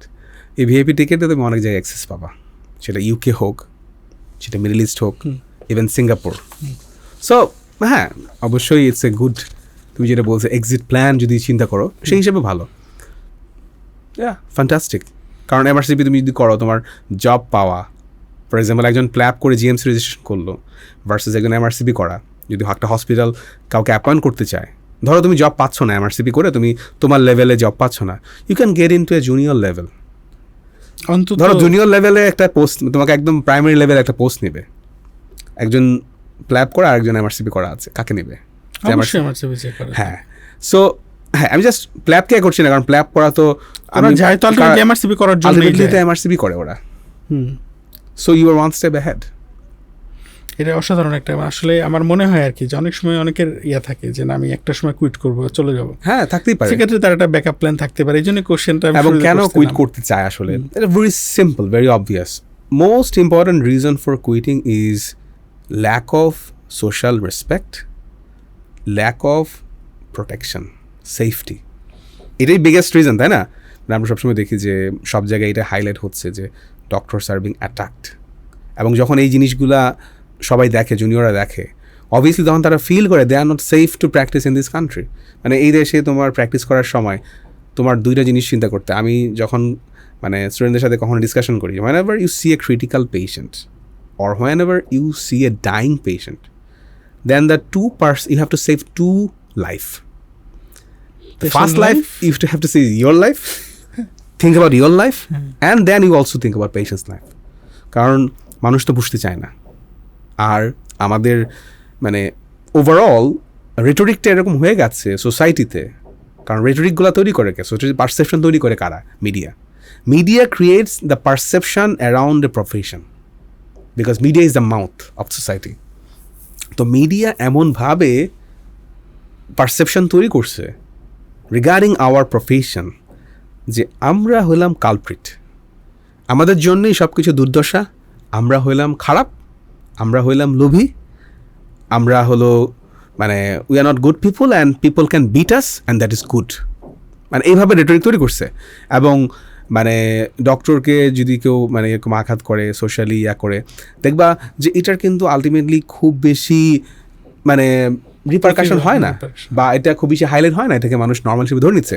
যখন জুনিয়ররা এই জিনিসগুলো দেখে, তখন তো অবভিয়াসলি তাদের মনের মধ্যে একটা মানে প্রচণ্ড কষ্ট কাজ করে যে এইটা তাদের একটা ড্রিম জব ছিল। কত পরিশ্রম করে সে MBBS ঢুকছে, কত পরিশ্রম করে MBBS পাস করছে, পোস্ট গ্রাজুয়েশন করছে, but still he or she is not getting the proper respect, place or safety. So why should he or she stay? তুমি যখন ইউকে যাবা, you will get much more respect, you will get much more pay. তাই না? এখানে পেমেন্টও কম পাচ্ছ। But এটা one of the way, মানে one of the main reason কেন মানুষ বাইরে যেতে চায়। কিন্তু এখানে আরও অনেক ফ্যাক্টর আছে, আমরা সেটা ডিসকাস না করলাম। বাট কেন যেতে চাই আমি বললাম যে এইভাবে চিন্তা করাটা ইটস ভেরি লজিক্যাল। আচ্ছা, এবার আমরা আরেকটু এতে যাই। তোমার তো মানে লোকজন অনেক ফলো করে, তো শরীফুল হালিম ভাইয়ের মতো হতে চাই, এটাই ভাই আপনার মতো কীভাবে হব, এরকম অনেক ইনবক্স তুমি পাও, বা আমরাও শুনি, বা আমরাও মাঝে মাঝে বলি শরীফ তোমার মতো কেমনে হওয়া যায়। তো তুমি জুনিয়রদেরকে কিভাবে গাইড করবা যে কি হওয়া যায়, এইটা একটা ব্যাপার। আর সাথে হচ্ছে যে আমাদের জুনিয়রদের কিছু স্কিল ডেভেলপ করা দরকার। ধরো যে কিছু কমিউনিকেশন স্কিল একটা ব্যাপার আছে, আবার টেকনোলজিক্যালি একটু মানে মোটামুটি স্কিল হওয়া দরকার, যে ব্যাপারগুলো তাকে একটু আগায় রাখবে ডিপার্টমেন্টে বা তার আশেপাশের সার্কেলটাতে। তো এই মানে যেমন তোমার কথাই বলি, কেন তোমার কোশ্চেনটা করা যে দেখছি যে তুমি ক্লাসে এমবিবিএস লেভেলে বসে ল্যাপটপ নিয়ে তুমি প্রেজেন্টেশন করতেছো, আমরা যখন বই পড়ে জান দিয়ে ফেলতেছি, তুমি হুট করে করছো কি যে বিগত প্রফের কোশ্চেনগুলোরে কয়েকদিন ধরে সামারি করে একটা পুরো পিডিএফ পাঠাই দিছে আমাদের সবাইকে। তোমার ভিতরে ইয়াটা ছিল না, ন্যারোনেসটা ছিল না যে আমি শুধু পড়বো, ওদের দিব না, ওরা যাতে নাম্বার কম পায়। তো তুমি রেডি করে আমাদেরকে দিতা, এবং এটা দেখা গেছে যে আমি প্রিন্ট করে আমরা পড়তাম। হ্যাঁ, তো এই যে তোমার যে টেকনোলজিক্যাল যে একটা নলেজ ছিল, এটাও কিন্তু তো আমাদের জন্য অনেক উপকারের একটা কারণ হয়েছে। হ্যাঁ, বা তুমি ইউটিউব চ্যানেল এগুলো যখন আমরা শুরু করি না, তখনই তুমি কাজ করছো এগুলো নিয়ে। তো এই যে টেকনোলজিক্যালি কী কী স্কিল থাকলে বা আরও কী কী সফট স্কিল থাকলে একজন মেডিকেল স্টুডেন্ট শরীফুল হালিম ভাইয়ের মতো ভালো কেউ হতে পারে? না, অবশ্যই if you have skill you can do much better than me. First question, আইডিয়াটা হলো যে এখন তো আমাদের society and world is fully technology driven. আমি মনে করি যে ফার্স্ট ইয়ারে একটা ছেলে যখন ঢুকবে, তার দুইটা স্কিল লাগবে মোস্ট ইম্পর্টেন্ট। একটা হলো তার ইংলিশ স্কিল। আমি মনে করি যে ইংলিশটাকে, স্পেশালি যারা বাংলা ব্যাকগ্রাউন্ড থেকে আসে, বেশিরভাগ মেডিকেল স্টুডেন্ট তো ওই ব্যাকগ্রাউন্ড থেকে আসে, you have to sharpen your English skill somehow. Maybe you take IELTS, maybe you take a course online, maybe you take a course offline, but এটা করতে হবে, এটা তোমাকে কেউ বলবে না। এবং এটা তোমার কোথাও, তোমাকে এই কোর্সটা করো না করে তুমি কোথাও আটকাবা না। বাট এই কোর্সটা করার মাধ্যমে তুমি অনেক জায়গায় খুব র্যাপিডলি ক্রস করতে পারবা। বই পড়াটা তোমার ইজি হবে, তোমার ভাইবাটা তোমার জন্য ভালো হবে, because you are so articulate, তাই না? দেখবা যে আমাদের সাথে যারা বাইরের দেশ থেকে আসতো, ওরা অল্প কিছু বলে আর মাঝখানে কিছু ফিলার ওয়ার্ড ঢুকায় কিন্তু পাস করে যেত। হ্যাঁ, খুব ভালো, ভেরি গুড, টানা ইংরেজি বলতো স্যার, অর্ধেকটা বুঝতো অর্ধেকটা বুঝতো না, he or she always pass. তুমি কখনো দেখছো বিদেশি কেউ ফিল করতে? No, never. কিন্তু বাংলাদেশি অনেক ভালো পড়ে আসছে, অর্ধেকটা বলে অর্ধেকটা আসতেছে না, বিকজ অভ্যস্ত না। স্বাভাবিক, আমরা তো অভ্যস্ত না ইংলিশে কথা বলে। তখন দেখবা যে তার মার্কসটা কিন্তু কম আসতেছে, অথচ সে কিন্তু ভালো student. So to express your self, to make the best out of your merit and মানে হার্ড ওয়ার্ক, অবশ্যই ইংলিশে প্রফিশিয়েন্ট হতে হবে। এবং এই প্রফিসিয়েন্সি থাকলে পরবর্তী সময়ে যখন তুমি পোস্ট গ্রাজুয়েশন করবা বা যদি বাইরে যাও, যেখানেই যাও, তোমাকে এই প্রফিসিয়েন্সি লাগবে। বাট মেডিকেল কারিকুলামে কিন্তু এই প্রফিসিয়েন্সি কোথাও তোমাকে শিখায় দিবে না। You have to do that yourself. ইংলিশে প্রফিসিয়েন্ট হতে হবে মাস্ট নাম্বার 1। সেকেন্ড হলো টেকনোলজি। তুমি যেটা বললাম যে টেকনোলজিক্যালি মানে সফট কপি পড়ার অভ্যাস করতে হবে, আমি মনে করি। কারণ হার্ড কপি তুমি সবসময় তোমার সামনে থাকবে না। আমি মনে করি সবারই কিছু গ্যাজেট কিনে ফেলা উচিত, কিছু লিটারেসি থাকা উচিত। যেমন ধরো টাইপিং, তুমি যদি ল্যাপটপ কিনে ফেলো, একটা চেষ্টা করো আর্লি কেনার জন্য। আমি কিন্তু ল্যাপটপ পরে কিনছি, বাট আমার কাছে তখন মনে হয়েছে যে I should have started very early. তোমার ল্যাপটপটা খুব আর্লি ইউজ করা উচিত। আর এখন তো সবাই ট্যাব ইউজ করে। ট্যাবটা সুবিধা হলো যে ট্যাবটা তুমি সবসময় ক্যারি করতে পারছো। এটা আইপ্যাড মনে খুব ভালো একটা resource. IPad or Xiaomi or Samsung, whatever pad you can, এগুলো সবই খুবই ভালো। একটা প্যাড আমি মনে করি মেডিকেল স্টুডেন্টের ফার্স্ট ইয়ার থেকে থাকা উচিত। যেমন বিদেশে every single student they have a pad, must have a pad. কারণ প্যাডের মধ্যে সবগুলো বই আছে, যখন যে ক্লাসটা করছে সেই ক্লাসের নোটটা প্যাডের মধ্যে দেওয়া আছে, দে আর নোটিং ইন দ্য প্যাড। আমি যদিও প্যাডের চেয়ে খাতায় নোট করতে পছন্দ করি, অলসো হ্যাভ ভেরি নাইস খাতা। আমি সবসময় সবচেয়ে হাই কোয়ালিটি খাতা কেনার চেষ্টা করি। আর আমার কাছে I have to invest in this, I consider my self as a professional student. You have to focus, you have to become a professional student. আমি তো টিচিং করতাম, so I'm a professional teacher, but more than a teacher, I'm a professional student. So you have to take this as a professional, you have to become a professional student because you are taking professional exams. তাই না? তোমার তো সবগুলো professional exam. So you take an iPad or you can take a tab and you keep a laptop. এবং এই দুটা চালানোর জন্য মোস্ট ইম্পর্টেন্ট হলো তোমার নোট যদি করতে চাও, তোমার টাইপিং স্কিল। দেখো কারোর কিন্তু টাইপিং ভালো না, কিন্তু তোমার হলো টাইপিংটা, আমি মনে করি সবারই typing speed at least like Bangla ইংরেজি দুটাই, বাংলা ইংরেজি দুটো, স্পেশালি ইংরেজি। বাংলা তো আমাদের কম কাজে লাগে, বাট বাংলা টাইপিং পারলে তো অনেক ভালো। কিন্তু ইংলিশটা অবশ্যই আমি মনে করি যে একটা স্ট্যান্ডার্ড টাইপিং স্পিড অ্যাচিভ করা উচিত, 30+ স্পিড। তাতে করে তুমি যে কোনো কাজ, তুমি পাওয়ার পয়েন্ট করবা বা তুমি নোট করবা, সব কিছু তোমাকে হেল্প করবে। আর এখন তো আর অনেক কিছু আসতেছে, but I think that is the minimum. You have your English skill, you have your gadget, you have your typing speed, তাহলে দেখো তুমি অনেক আগে গেছো সব কিছুতে। আচ্ছা, আমি একটু অ্যাড করি, সেটা হচ্ছে আমার কাছে খুব ম্যাজিক্যাল একটা সফটওয়্যার মনে হয়েছে মাইক্রোসফট পাওয়ার পয়েন্ট। হ্যাঁ, পাওয়ার পয়েন্ট এই কারণে মনে হয়েছে যে আমি দেখলাম যে মাইক্রোসফট পাওয়ার পয়েন্টে কী করা যায় না। টিপিক্যালি ধরো একটা প্রেজেন্টেশন তো আমরা করতেই পারি, হ্যাঁ, এটা ছাড়াও তুমি গ্রাফিক্স ডিজাইনের যে বেসিক কাজগুলো, ধরো তোমার সিম্পল একটা পোস্টার করতে হবে, মানে একটা পোস্টার তুমি বানাইতে চাচ্ছ, অথবা একটা গ্রাফিক, একটা স্টিকার বা যে কোনো কিছু, এটা তুমি এখানে করে ফেলতে পারবা, হ্যাঁ, গ্রাফিক ডিজাইনের।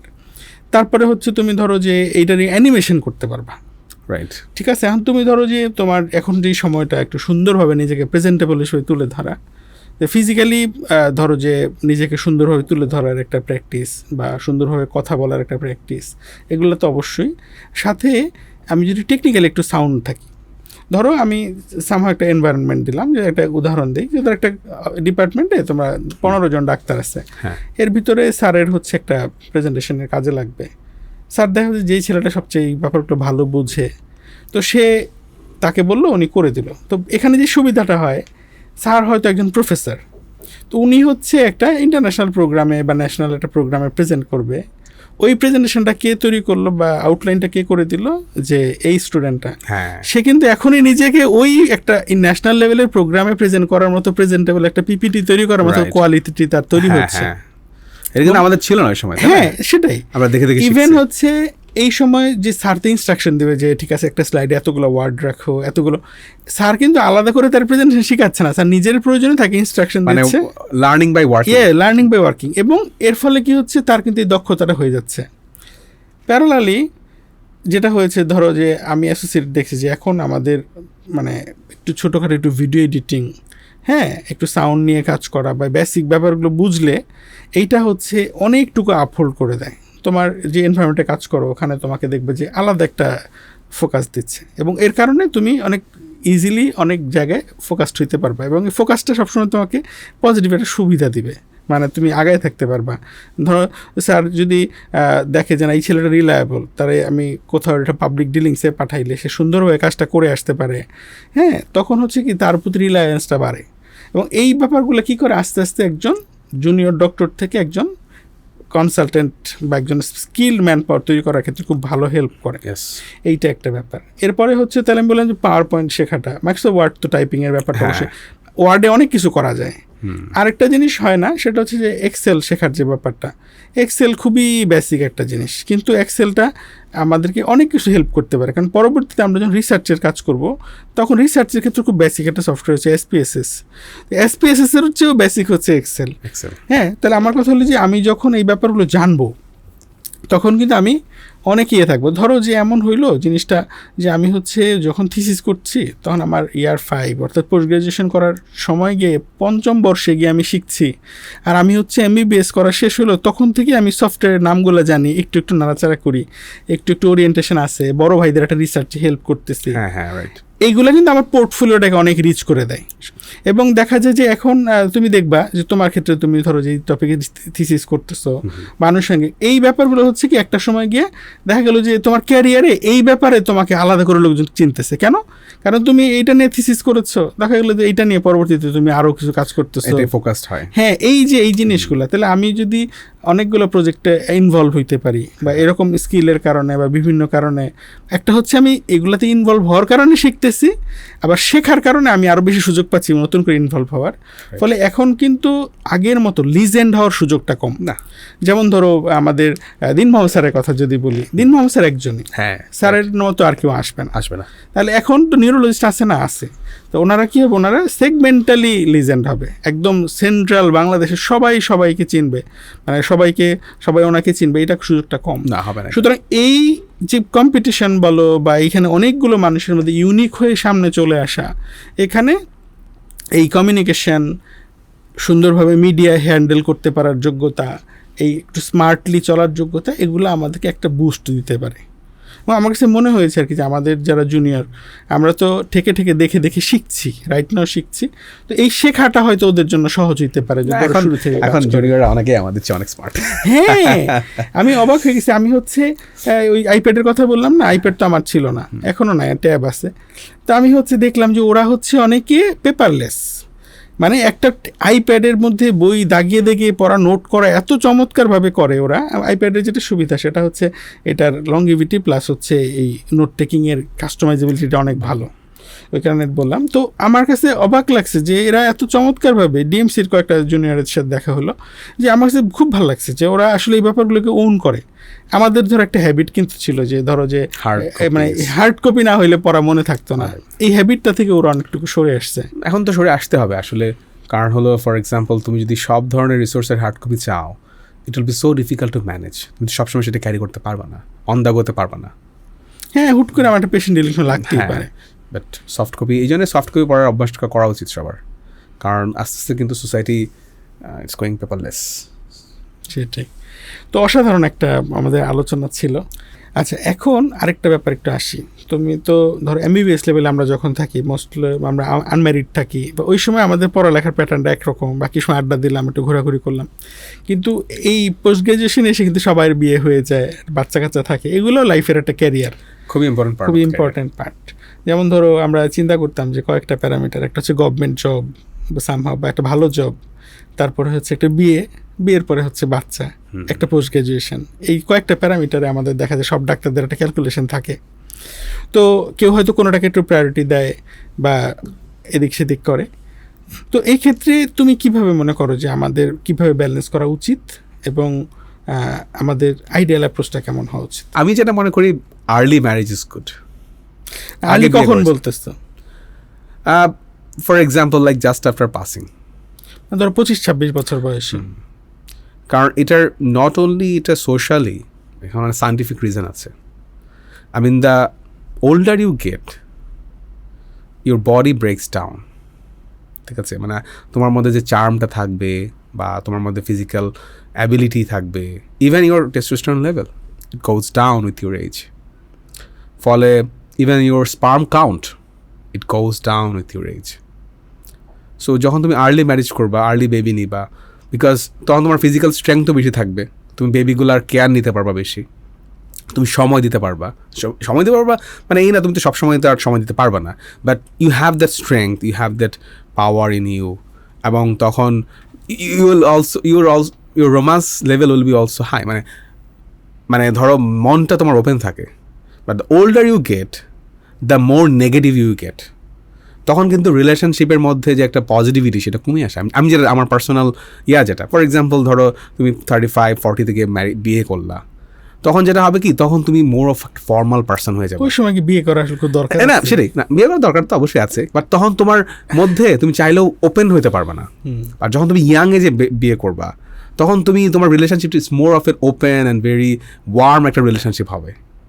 মানে তোমার ফর্মালিটি ধরো তুমি you will be more of informal. But older এজে obviously probably it will be arrange marriage, এবং সেখানে মানে তোমার হয়তো বা রিলেশনশিপ ভালো হবে, but you will not get the same feel or same warmth that you feel in a younger age. এখন এটা ওয়ান এক্সপেক্ট। আরেকটা এক্সপেক্ট আছে, ধরো তোমার ইকোনমিক্যালি বা সোশ্যালি ধরো তোমার পজিশনটা এখনও খুব স্ট্রং না, then obviously yes you should take some time to like get a basic, মানে এটা পায়ের নিচে মাটি করা উচিত। একদম ধরো তোমার কিছু নাই, তুমি কিছুই করতেছো না, জাস্ট তুমি বিয়ে করে সংসার করতেছো, দেন এটা তো অবভিয়াসলি নট ফিজিবল। বাট যদি তোমার ফ্যামিলি সাপোর্ট থাকে সেই ধরনের, then you should marry as early as possible. কারণ যখন তুমি বিয়ে করবা, তখন তোমার লাইফটা কিন্তু ট্র্যাকে আসবে, আর তুমি একদম পুরো ফ্যামিলি ম্যান হয়ে যাবা। তখন তুমি টাইমটাকে প্রপারলি ইউটিলাইজ করতে পারবা। আর যখন তুমি বিয়ে করবা না, তুমি দেখবা যে এদিক ওদিক ঘোরাঘুরি করছো, you are talking to so many people. আর একটা হচ্ছে ওই সময় খুব স্ট্রাগলও তো থাকে, তখন দেখা যায় সাথে একজন থাকলে একটা সাপোর্ট পাওয়া যায়, বিশাল সাপোর্ট পাওয়া যায়। আচ্ছা, এরপর আর কি করবো? আর কি বলতে, মানে ক্যারিয়ারের মানে ভালো করার জন্য একটা তো বললো আর্লি ম্যারেজ করা উচিত। নাম্বার 1। নাম্বার 2, ফর এক্সাম্পল আমি যেটা মনে করি, মানে you have to follow your inner voice.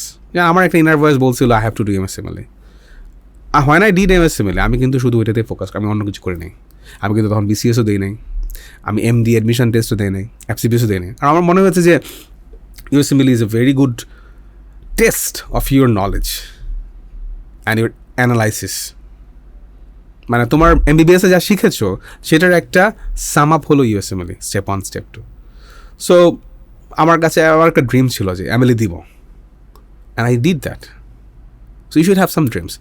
আমি এটা দিয়েছি, তারপর মনে হয়েছে আমি যাব না, fine, or I abandon that plan. আমি বিসিএসে ঢুকলাম, আমি করলাম। এখন যে আমি ঢুকেছি কার্ডিওলজিতে ঢুকলাম, এখন আমার প্যাশন ছিল fine, I am into cardiology, so I have to become the best version, I have to try my best to become the best version of my self. যে আমার এখানে মানে ফাঁকি দেওয়া যাবে না কোনো, আমার এখানে ট্রাই করতে হবে, ভালো শেখার চেষ্টা করতে হবে। সো আমি এখানে কী বোঝানোর চেষ্টা করছি যে whenever you do something, focus completely on that. Don't do too many things at a time. যেমন আমি এখন লাস্টে আমি MRCP দিলাম, যখন আমি MRCP দিয়েছি I was focused with MRCP, আমি MRCP দিয়েছি, আমি আর কিছু করি নাই আদার দেন মাই রেগুলার কার্ডিওলজি। কিন্তু হয়তো ওই সময় আমি কার্ডিওলজি অত বেশি পড়ি নাই, কারণ সম্ভব না তো একসাথে দুটো কন্টিনিউ করা পড়াটা। কাজ করেছি কার্ডিওলজিতে অফিস আওয়ারে, but out of office I studied completely focused on MRCP। এখানে তুমি চাইলে অনেক নেগেটিভ থট করতে পারো, অনেকে অনেক কিছু বলবে, you just don't care, you just focus on what you want. Even if you feel down, তোমার অনেক সময় ডিপ্রেস লাগবে বা খারাপ লাগবে, ইটস ওকে, লেগে থাকতে হবে। You just persist on your way, then you can achieve whatever you want. কীভাবে অ্যাচিভ করবে তুমি বুঝতে পারবা না, ইউ ক্যান নট। সবচেয়ে সেরা প্ল্যানটা আল্লাহ আমাদের জন্য করে রাখে। ইয়েস, কীভাবে কী হবে, আমার কী হবে, তোমার কী হবে, whatever you do doesn't matter. কী হবে তুমি জানো না, আমার কী হবে আমি জানি না, but you just do whatever you can, do the best way possible and pray যে আল্লাহ তুমি আমার জন্য যেটা ভালো সেটা তুমি আমার জন্য দাও। That's it. Family life balance আমি বলবো যে খুবই ডিফিকাল্ট আসলে পোস্ট গ্রাজুয়েশন লাইফে এসে, খুবই ডিফিকাল্ট। এক্ষেত্রে আসলে post graduation is not a degree of a person, it's a family degree, তাই না? তুমি যদি ফ্যামিলি সাপোর্ট না পাও, ফর এক্সাম্পল তোমার যখন পরীক্ষা হচ্ছে তখন অবভিয়াসলি তোমার ওয়াইফের উপর চাপ পড়বে। আমার যখন MRCP পার্ট 1 পরীক্ষা দিলাম বা পার্ট 2 পরীক্ষা দিলাম, অবভিয়াসলি আমি তখন বাচ্চাদেরকে হয়তো অত সময় দিতে পারতাম না। তখন দেখা যাবে যে আমার ওয়াইফ হয়তো বা তার পড়াশোনার মধ্যে গ্যাপ গেছে, ও তো রেসিডেন্সি কোর্সে আছে, বা তার পড়াশোনাতে অবশ্যই চাপ গেছে, but she took that pressure, কারণ তার কাছে মনে হয়েছে যে আমার জন্য তখন পড়াশোনা করাটা ইম্পর্ট্যান্ট। পড়াশোনা আমি তখন করেছি, পার্ট 1 পার্ট 2 পাস করলাম। নাও হয়তো বা তার যখন পরীক্ষা থাকবে তখন আমাকেও এরকম সাপোর্ট দিতে হবে যে আমি তখন বেবিদেরকে বেশি দেখবো বা বেশি সময় দেবো, তখন আমার পড়া একটু ডাউন হবে। মানে এখানে আন্ডার গ্র্যাজুয়েশনের মতো সবসময় একই ফ্লোতে পড়াশোনা করা পোস্ট গ্র্যাজুয়েশনে সম্ভব না। You go at some speed, then you break, sometimes maybe completely stop starting for few weeks, হয়তো তোমার সাপোর্ট দিতে হচ্ছে, দেন ইউ স্টার্ট এগেইন। মানে স্টার্ট, স্টপ, রিস্টার্ট, এভাবে যেতে হবে। মানে সবসময় একই ধরনের মেনটেন করা পসিবল না, এবং এটা দরকারও নেই আমি মনে করি, because you have to balance everything. এবং ওই যে বললাম ফ্যামিলি সাপোর্টটা তোমার খুবই ইম্পর্ট্যান্ট, এবং not only your wife, your parents, your in-laws, সবার সাপোর্টই লাগবে, আদারওয়াইজ খুবই ডিফিকাল্ট আসলে পোস্ট গ্রাজুয়েশনে বাংলাদেশে এবং যে কোনো দেশেই পোস্ট গ্রাজুয়েশন ডক্টরদের জার্নিটা খুবই ডিফিকাল্ট। এখানে আমি একটু ইনপুট দিই, সেটা হচ্ছে যে আমাদের মা বাবারা যখন আমাদেরকে ডাক্তার বানানোর প্ল্যান করে, সেখানে ওনাদের একটা প্ল্যান থাকে যে ছেলে মেয়ে কখন ডাক্তার হবে, এবং এটা হচ্ছে MBBS পর্যন্ত। হ্যাঁ, এটা অনেক বড় একটা সময়, 7 বছর বা এর একটা সময় থাকে। তারপরে দেখা যায় যখন পোস্ট গ্রাজুয়েশনের জন্য, BCS এর জন্য, ধরো আমরা তো পড়ালেখা করছি মেডিকেলে অন্তত 15-16 বছর হয়ে গেল, 2009 থেকে 2024, so it's 15 years. তো এই 15 বছর ধরে আমরা পড়তেছি, till now we are students. You are student, হ্যাঁ, we will be lifelong students. এতদিন ধরে যে পড়ছি, তো দেখা যায় যে MBBS পর্যন্ত ওরা একটা ধৈর্য ধরে যে যাক বাচ্চা কাচ্চা পড়তেছে, একদম কোনো কনসার্ন দেয় না। তো ধরো ছেলের বয়স হয়ে গেছে 24-25 এরকম, ওকে। কিন্তু এরপরেও যখন এই যে ছেলে আরও বড় হচ্ছে, বিয়ে করতেছে, বাচ্চা কাচ্চা হচ্ছে, বাচ্চা কাচ্চাকে দেখার টাইম নাই, বা ছেলের বউকেও শখ করে ডাক্তার নিয়ে আসে, কিন্তু আসার পরে দেখা যায় যে ওনার আর ধৈর্য ধরতে পারে না বা একটু হতাশ হয়ে যায়, কারণ এসব ফিনান্সিয়ালিও কিন্তু খুব বেশি সাপোর্টটা, ডক্টর জুনিয়র ডক্টর কতই বা ইনকাম করবে, সম্ভব সে নিজের ফ্যামিলি চালাইতে পারে না। তো ফিনান্সিয়াল ব্যাপারটা হয়তো অধিকাংশের ক্ষেত্রে ইস্যু হওয়াটা, কিন্তু যে সময় দেওয়াটা, যেহেতু নিউক্লিয়ার ফ্যামিলি হয়ে যায় বা ট্রেনিং পারপাসে কর্মস্থলে থাকতে হয়, ও হাজব্যান্ড ওয়াইফ, বাচ্চাটা দেখার কেউ নাই।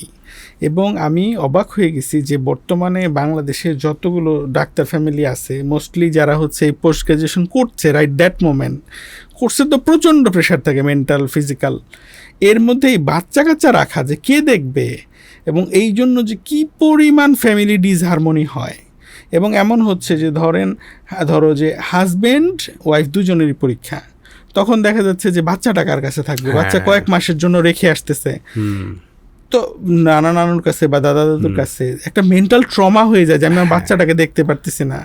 ওদিকে ধরো যে পরীক্ষা দেওয়ার পর ফেল করলো, তখন একটা ডিপ্রেশনে চলে যায়, এত স্যাক্রিফাইস করলাম হইল না। হ্যাঁ, তো এই যে স্ট্রাগলটা, এই বাচ্চা কাচ্চা রাখা নিয়ে, এইটার অ্যাড্রেস করার আমি কোনো ওয়ে এই পর্যন্ত আউট করতে পারি নাই। There is actually no perfect way. আমার কাছে মনে হচ্ছে যে নিউক্লিয়ার ফ্যামিলি হওয়াতে এই প্রবলেমটা, অথবা তুমি ধরো যে মানে অধিকাংশ ক্ষেত্রে যেটা আমার ফ্যামিলি যদি বলে, আমার ফ্যামিলিটা হচ্ছে একটা মহাদেশীয় আন্তঃমহাদেশীয় ফ্যামিলি হয়ে গেছে, এক একজন এক এক দেশে অবস্থান করতেছে, আবার বাংলাদেশের বিভিন্ন বিভাগে অবস্থান করতেছে।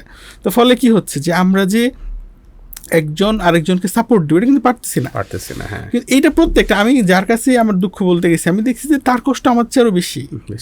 হ্যাঁ, তো আমার কথা হলো যে এই জিনিসগুলো আসতে হবে। এবং তুমি দেখো যে ইন্ডিয়াতে যেটা হয়েছে যে এখন অনেক কাপল দাঁড়ায় গেছে, তারা ডিসিশন নিছে যে আমরা বাচ্চা আনলে বাচ্চা ঠিকমতো কেয়ার করতে পারবো না, এই কারণে আমি বাচ্চা নিব না। হ্যাঁ, এটা তো বিদেশে এখন, বিদেশে তো ইউএসএ বা অনেক কান্ট্রিতে এটা trend, and that's why their birth rate is coming to zero or negative. এর পরের স্টেজটা বলি, পরে হচ্ছে যে পার্টনারের লয়ালিটি বা লায়াবিলিটিস নিতে পারবো না, বা নিলে ঝামেলা, বিয়েই করবো না। মানে আমি বলতেছি এই যে একটা মানে সভ্যতার যে কিছু অসভ্য ব্যাপার থাকে বা একটা যে কনসিকোয়েন্স আছে, আমরা যদি স্বীকার না করি ব্যাপারগুলো, প্রবলেমগুলো কিন্তু অ্যাড্রেস করা হবে না। আমাদের কালচারাল ব্যাকগ্রাউন্ডে এখান থেকে একটা সলিউশন চিন্তা ভাবনা করা উচিত, যে এখানে আমরা এই বাচ্চাদেরকে কিভাবে ডিপ্রাইভ না করতে পারি। ধরো আমি এমনও দেখেছি, আমি চেষ্টা করছি, আমরা আমাদের সময় চেষ্টা করেছি যে আমাদের বাচ্চারা যাতে একদম অন্তত একজন যাতে পাশাপাশি থাকি মোস্ট অফ দ্য টাইম। এটার জন্য আমরা অনেক স্যাক্রিফাইসও করেছি, আমরা চেম্বার বা এই ব্যাপারগুলোতে প্রায়োরিটি দেই নাই। কিন্তু আমি দেখেছি যে আমাদের পাশেই কোনো একটা ফ্যামিলি, ধরো যে বাচ্চাটা সকাল থেকে রাত্র 12টা পর্যন্ত মা বাবাকে পায় না, এবং এইটা এমন না যে তারা এখন পোস্ট গ্রাজুয়েশন লেভেলে আছে, তারা পোস্ট গ্রাজুয়েশন করে ফেলেছে, এখন হচ্ছে মা বাবা ক্যারিয়ার নিয়ে ব্যস্ত। সামহাউ দিন শেষে ভালো একটা অ্যামাউন্টের টাকা হয়তো করা সম্ভব, কিন্তু এই টাকাটা আমার কাছে জীবন বিক্রি করা টাকা বলে মনে হয়। অবশ্যই। হ্যাঁ, ধরো যে আমার ওয়ার্কিং আওয়ার যদি 8-9 ঘন্টা হয়, এটা একটা হিসাব আছে, কিন্তু আমার যদি ওয়ার্কিং আওয়ার হয় 16 ঘন্টা এবং সপ্তাহে 7 দিন, এটা আসলে মানবিকতার পর্যায়ে পড়ে না। এটা জীবন বিক্রি করে দেওয়া ছাড়া, আমি বিশ্রামটুকু তো আমার তো জীবনের একটা অংশ, আমি শুধু রেস্ট নিচ্ছি আর বাকি টাইম কাজই করে যাচ্ছি, অনেকে রেস্টও নিচ্ছে না। ইট ডিপেন্ডস, আমি মনে করি তোমার জীবনের গোল কি সেটার উপর। আমার জীবন কি এখন চলছে না?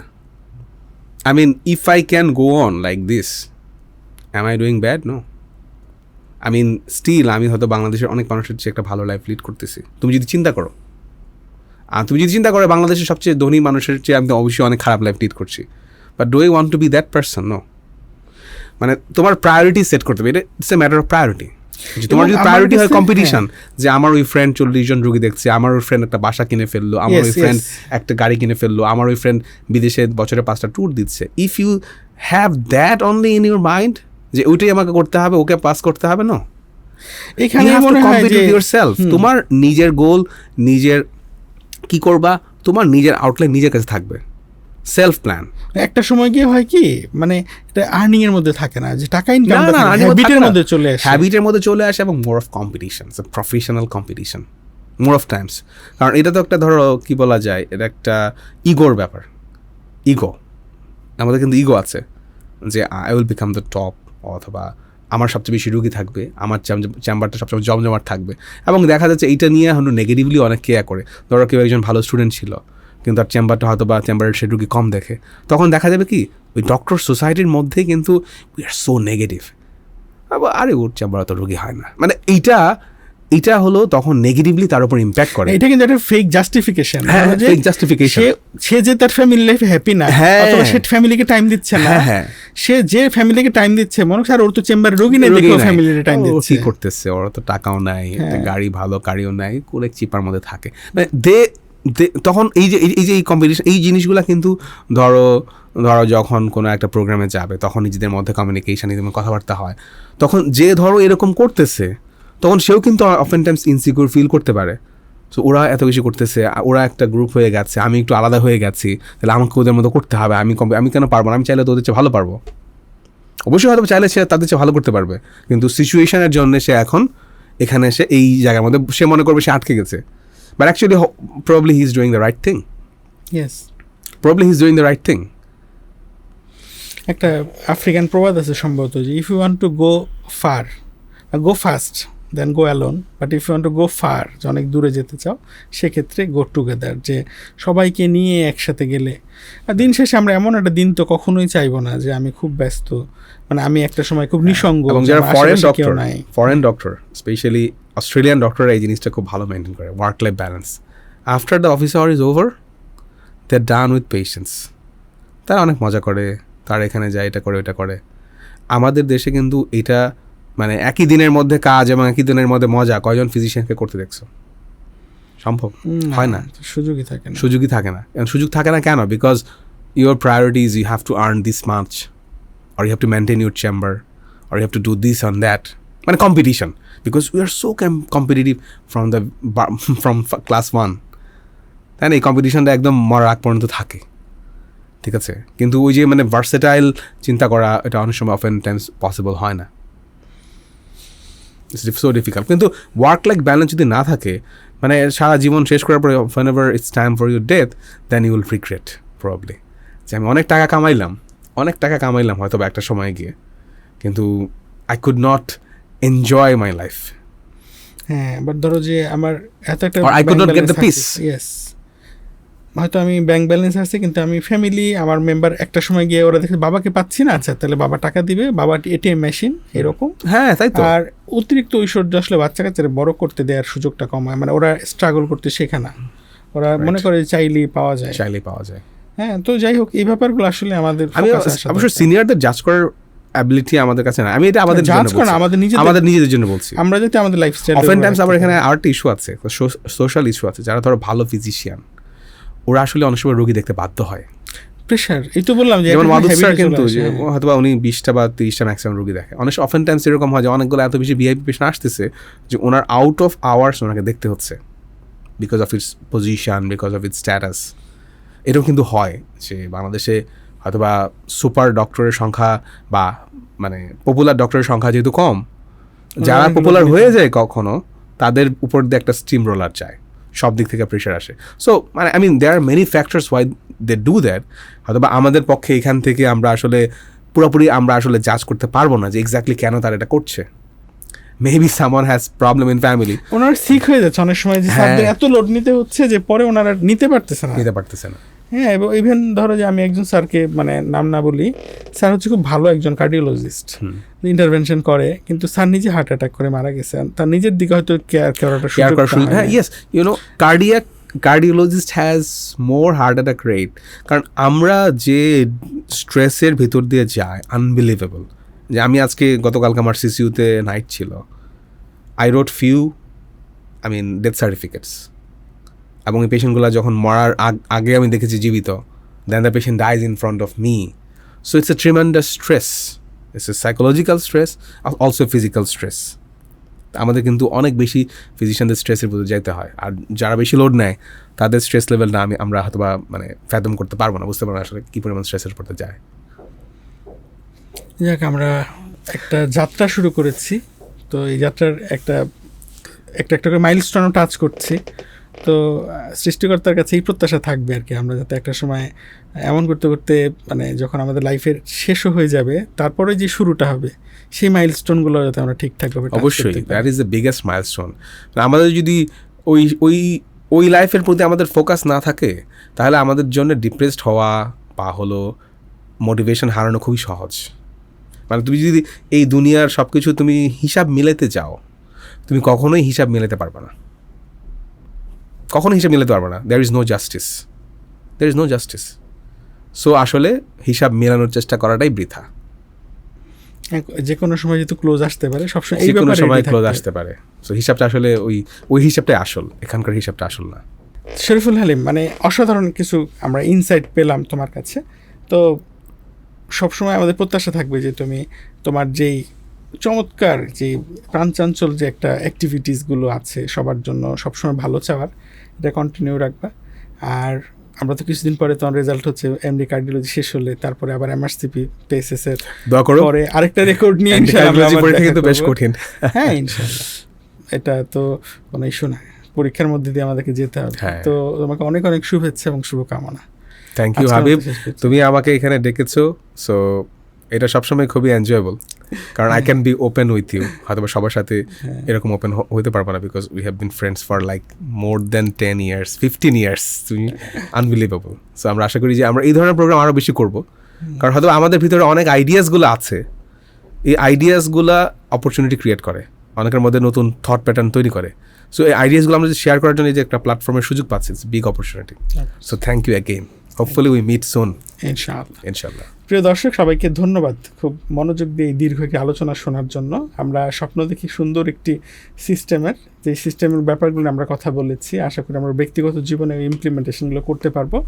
আর ম্যানেজমেন্টকে অনুরোধ করবো যে আমাদের MBBS লেভেলের বা আমাদের যে এডুকেশন সিস্টেমের যে ছোটোখাটো কিছু কারেকশন প্রয়োজন, সেগুলোর ক্ষেত্রে আপনারা আন্তরিক দায়িত্ব পালন করবেন। তো কথা হবে ইনশাআল্লাহ পরবর্তী অন্য কোনো পডকাস্টে। আল্লাহ হাফিজ, আসসালামু আলাইকুম।